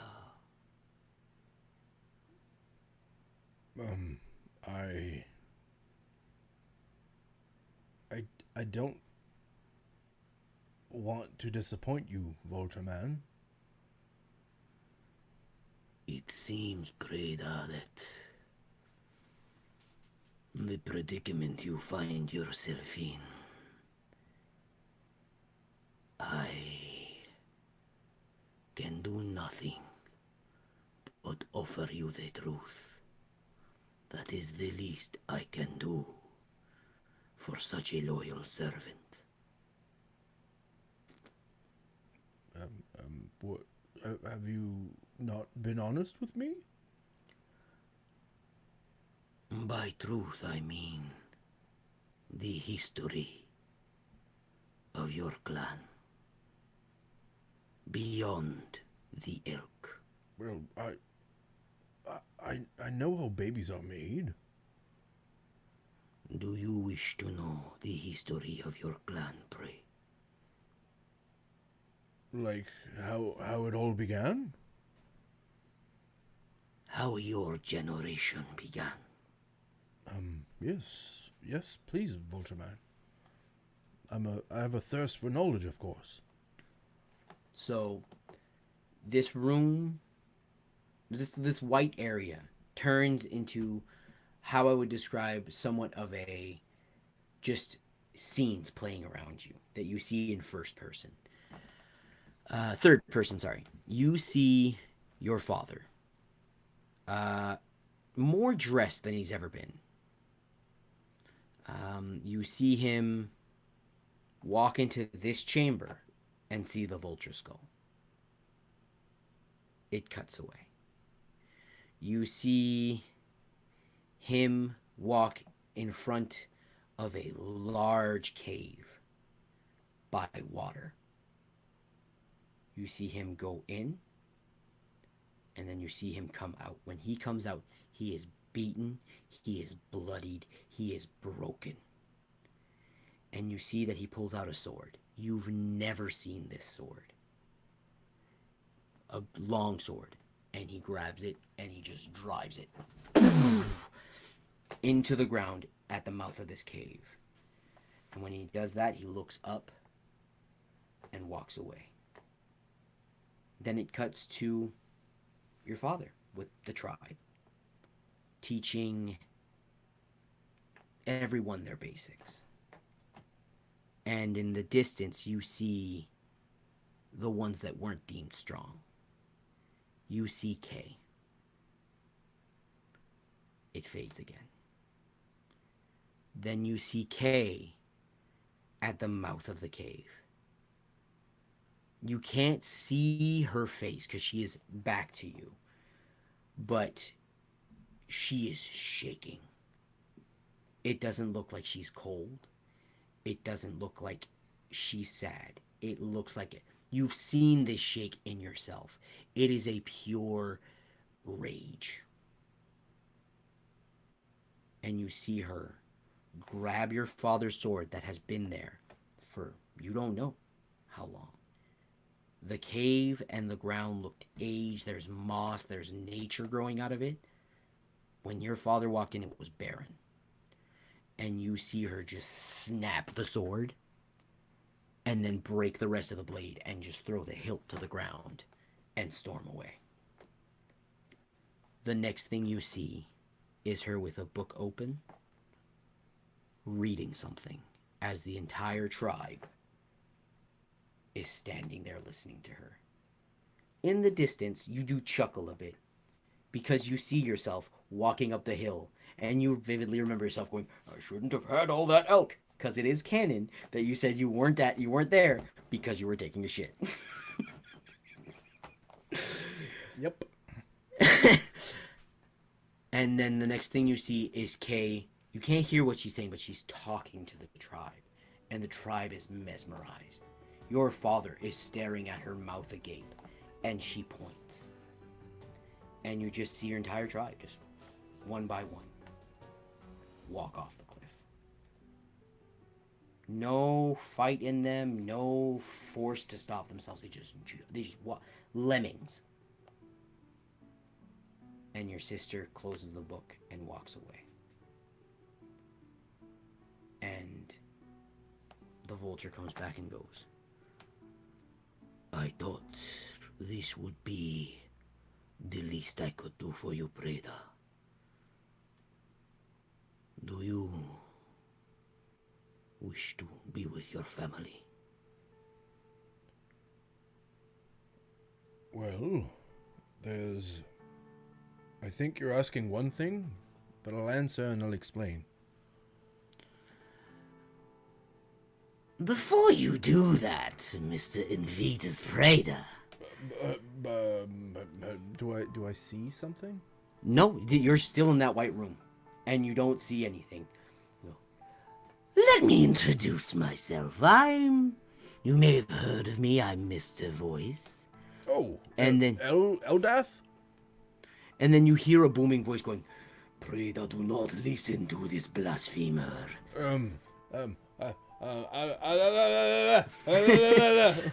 You plug your ears, but you still hear him. They're in your head, and you just hear, Pray, I like you. You've introduced me to Mr. Lepus, and he's introduced me to a whole world of fun. But now, if I have the right to interject, Rakim, that is quite the story you've crafted for Mr. Praetor. Get out of here, you non-believer. Rakim! Do you really intend to sell this edited piece of garbage as truth?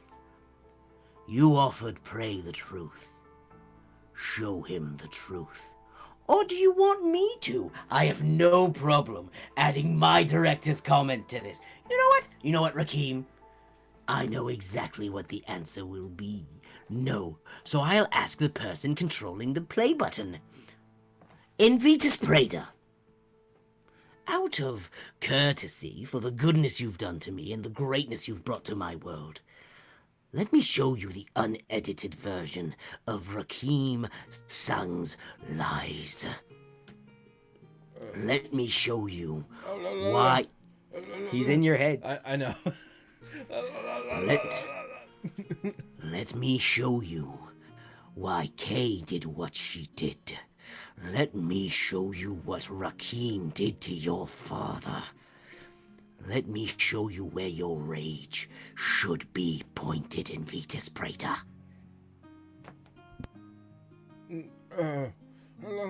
And I just stop and I'm like, I don't know who to trust. I have a thirst for knowledge. Inform me. Pardon? I have a thirst for knowledge.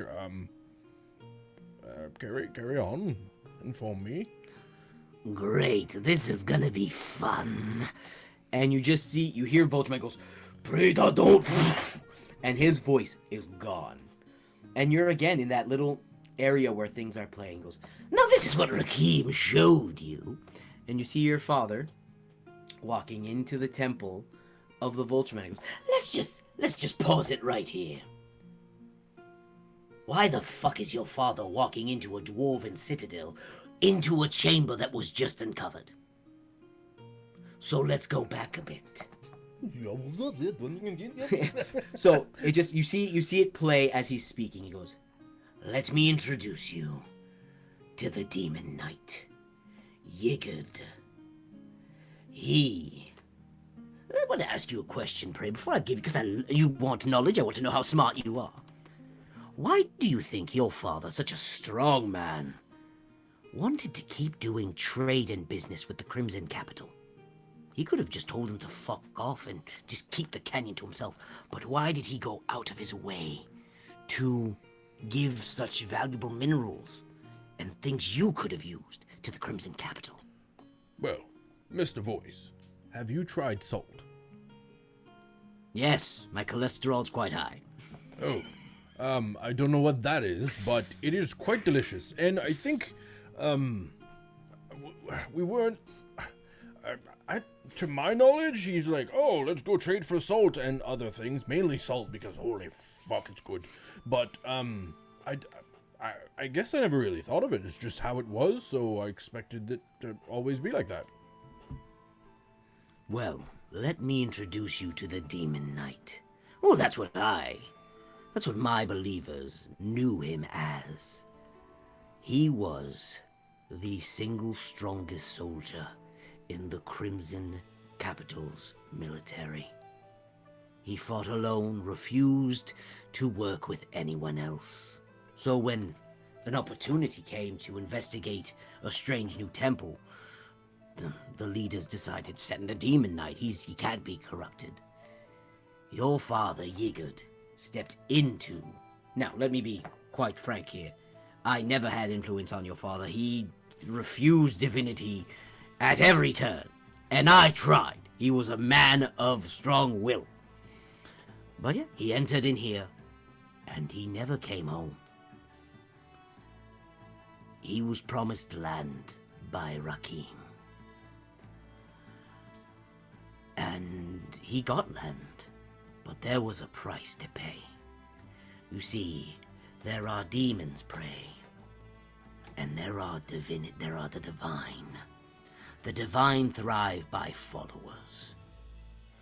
The demons and devils thrive by power, numbers, how they can spread their influence. Now, let me ask you another question, Prey. I have no idea what your father fought in that cave, but he stayed here to make sure that it never returned. And there was a price to pay.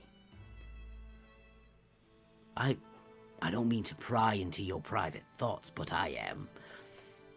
It would seem that your father would go from a very loving man, and then the scene changes to your father teaching you and your brothers how to hunt.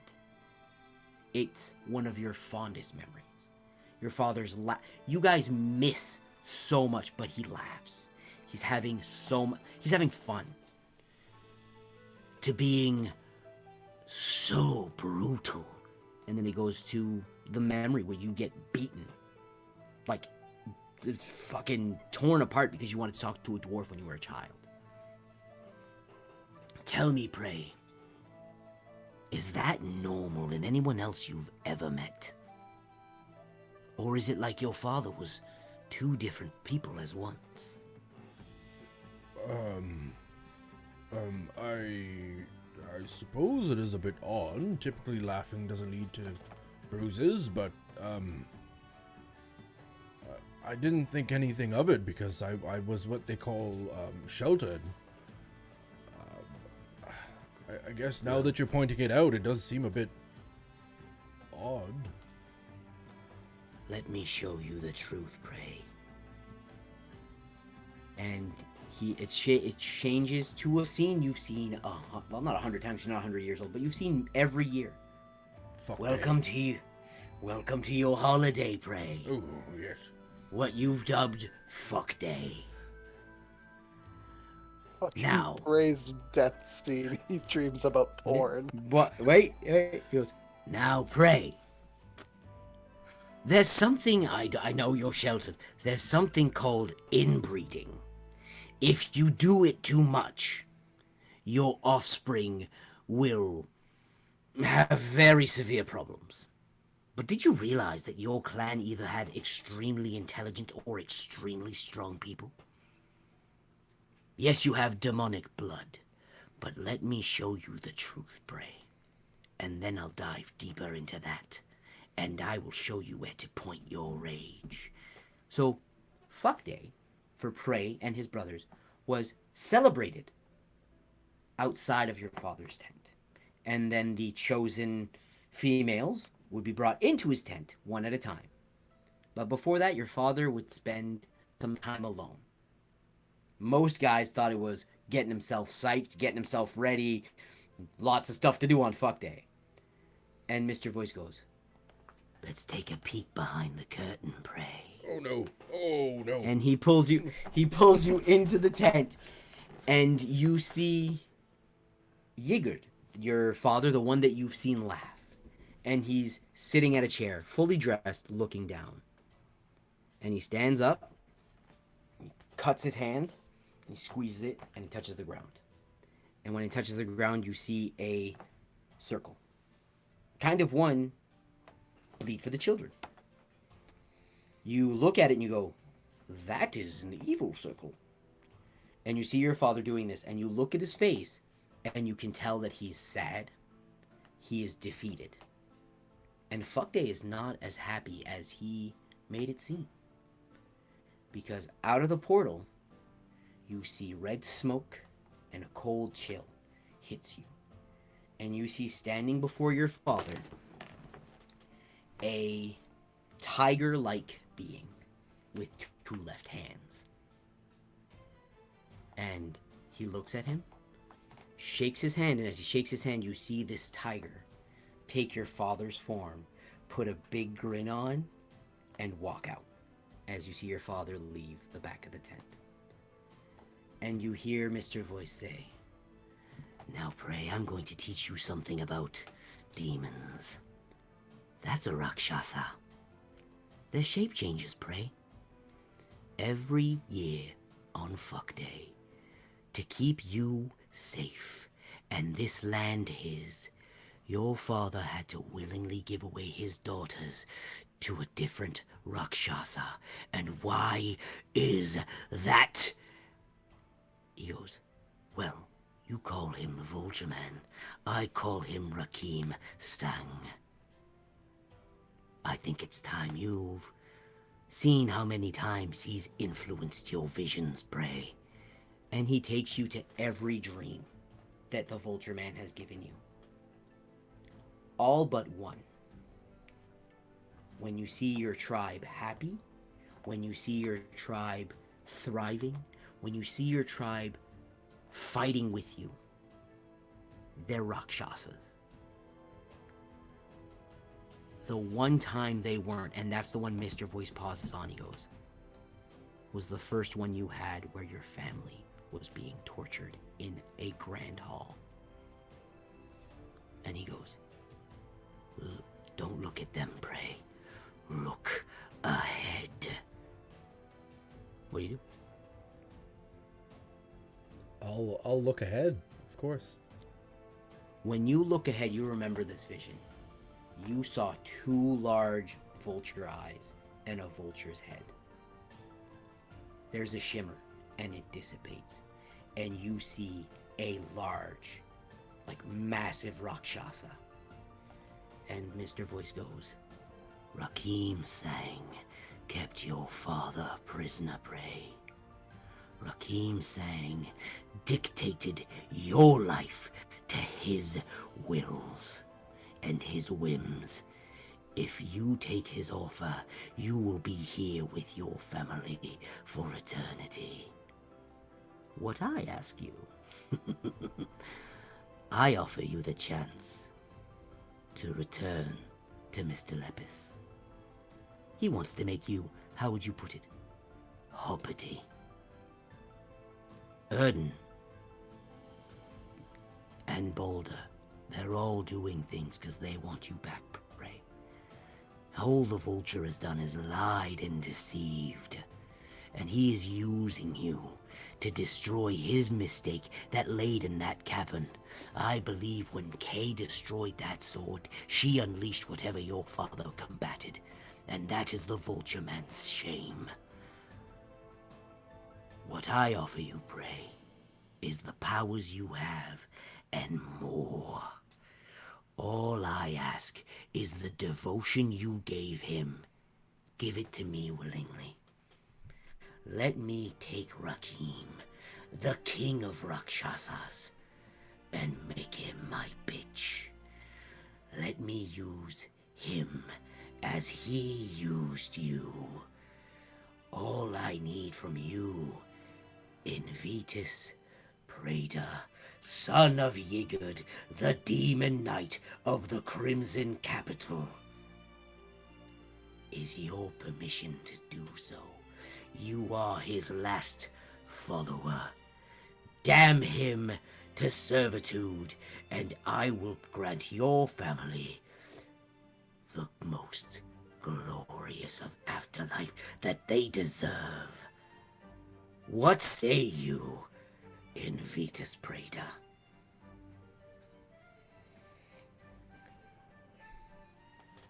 Well, I've noticed a change in Asher, or Mr. Lepis as you call him. Would I change too? By change, do you mean the bitey, drinky, bloody? Well, a bit of that and a bit of, like, murder bunnies and a bit of kill everything, That- drink blood. So, as Vulture Man offers servitude and puts restrictions All I do is do what you want to do, Prey. If you feel like jumping down a 100-foot pit, do it. You heard about I that one? laugh. That's a highlight for me, Prey. I will, as you're falling, you will not be met with silence. You will be met with me laughing maniacally because this is hilarious. Now, will I save you? I may ask for something in return, as all deities do, but I will not be the one who tells you what to do. You do it. If you want something, you ask me and we can work out an arrangement. I just ask that the devotion you've given Vulture, I will not benefit him by hiding his name. The devotion you've given Rakim Sang, you just give to Mr. Voice, or whatever you want to call me, the Vulture Man. I will gladly be the Vulture Man. You name me whatever the hell you want, Prey. That's how freeing it is. But I'm all about choice. This is your choice. I really want to answer now, but have you talked to my sister? How did she this is puzzling. How did she know about this? Your sister is intelligent. You are strong, Prey. There is nothing that can stand in between you because your force is there to get it out of your way. Your sister is meticulous. She studied, she learned, she disobeyed your father and ventured into the mines that you went in and found this cave. She was out of the Vulture's purview and she learned the truth. Did you know the day that you went to poop and your tribe was forced off a cliff was the day before Fuck Day? She was going to be offered willingly by your father to a demon for how to keep the breeding farm going. Kay is like you, Prey. She wouldn't stand for it. She tried talking to the others, but would you have listened to the weakest in your clan? So, she did what she had to. She saved the clan. Now, she did it in a way she thought was right. Was it right? To her, yes. To you, no. But some people's hero is another person's villain. I will not take away your right to killing your sister. That is your right. But what I'm telling you, Prey, is this canyon is yours. Claim it. If you want to kill your sister, kill her. If you want to save your sister, save her. I am not going to put a tag on this. Your life is yours. I am there to support it. And enjoy the utter chaos you and Asher Lepis create together.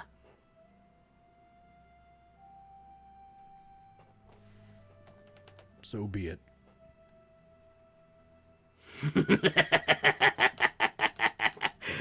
I love this. And you just see the light just get absorbed into a purple light. And once the light is gone, you just see in the distance, a large Rakshasa. He goes, Invitus, what have you done? And you just see chains wrap around his arms and legs as he gets pulled down. And as he gets pulled down, you follow, and you see that he is chained to the bottom of a lake with two water deities standing above him going, well, one of them's going, so what should we do? Keep him down there till he can't breathe anymore. Then lift him up again. Where are your wings now, Mr. Vulture Man? And as you descend you see a scene that Mr. Lepis has seen 100 times. It is a beautiful wooded area with a nice cottage, a large lake that is Eldath's. But to you, it's nothing new. But to Mr. Lepis will be next time he goes there. You see large cliffs surrounding this area. Looks like a giant canyon. And there are just waterfalls pouring off. And you see a hooded purple person in the doorway, cup of coffee in their hand, their face obscured, and goes, I expect great things from you, Mr. Prada. Do you like Prada or Prey? I mean, my friends call me Prey. If you You let can me call me call you Prey. Prey, Yes, of course. I expect great things from you, Prey. Now I think your friends want you back. And it fades. And when you guys wake up, you see Prey just whoosh, get up. And at the tip of his horns, there is a bit of where the beads were painted all across. Seems that all this paint coalesced to the tip of his horns. And there is now, kind of like a la Hellboy, a purple flame. Just somewhat burning in between the horns, above his crown. Kind of like a crown jewel. And that is where we will end tonight's session. Can I do one last thing? Yes, of course you can. I will never take that away from you. As soon as I wake up, I'm going to reach up, and grab the crown, and just crush it. He just crushes the crown. Flame still there. And you just hear a voice in your head, Mr. going, praise back, baby! Wow. And that is where we will end tonight's session. Craziness. Whew. No more Vulture, man. Intense, man. Don't give me no backstories with shit I can play with, boys. That is not what I gave you, but that's what you made it. Whew. Okay, well, I'm gonna find someone to raid here. And holy fuck. Okay, Dice Scream's There- playing. Yeah. There's Art of the Roll with 15 people. Yeah, I'm consistently heading over to Dice Scream. Scream. Yeah. Oh my god. Well, thanks for watching, folks. Holy shit. Long rest? Yeah, probably. Yes, you did. So, thank you, folks, for watching. Wow. That was quite the ending. The heart's pumping. Let's do some ooga boogas before we send it off. If you're not following, please follow. Ooga booga booga booga booga booga booga booga booga booga booga booga booga booga booga booga booga booga.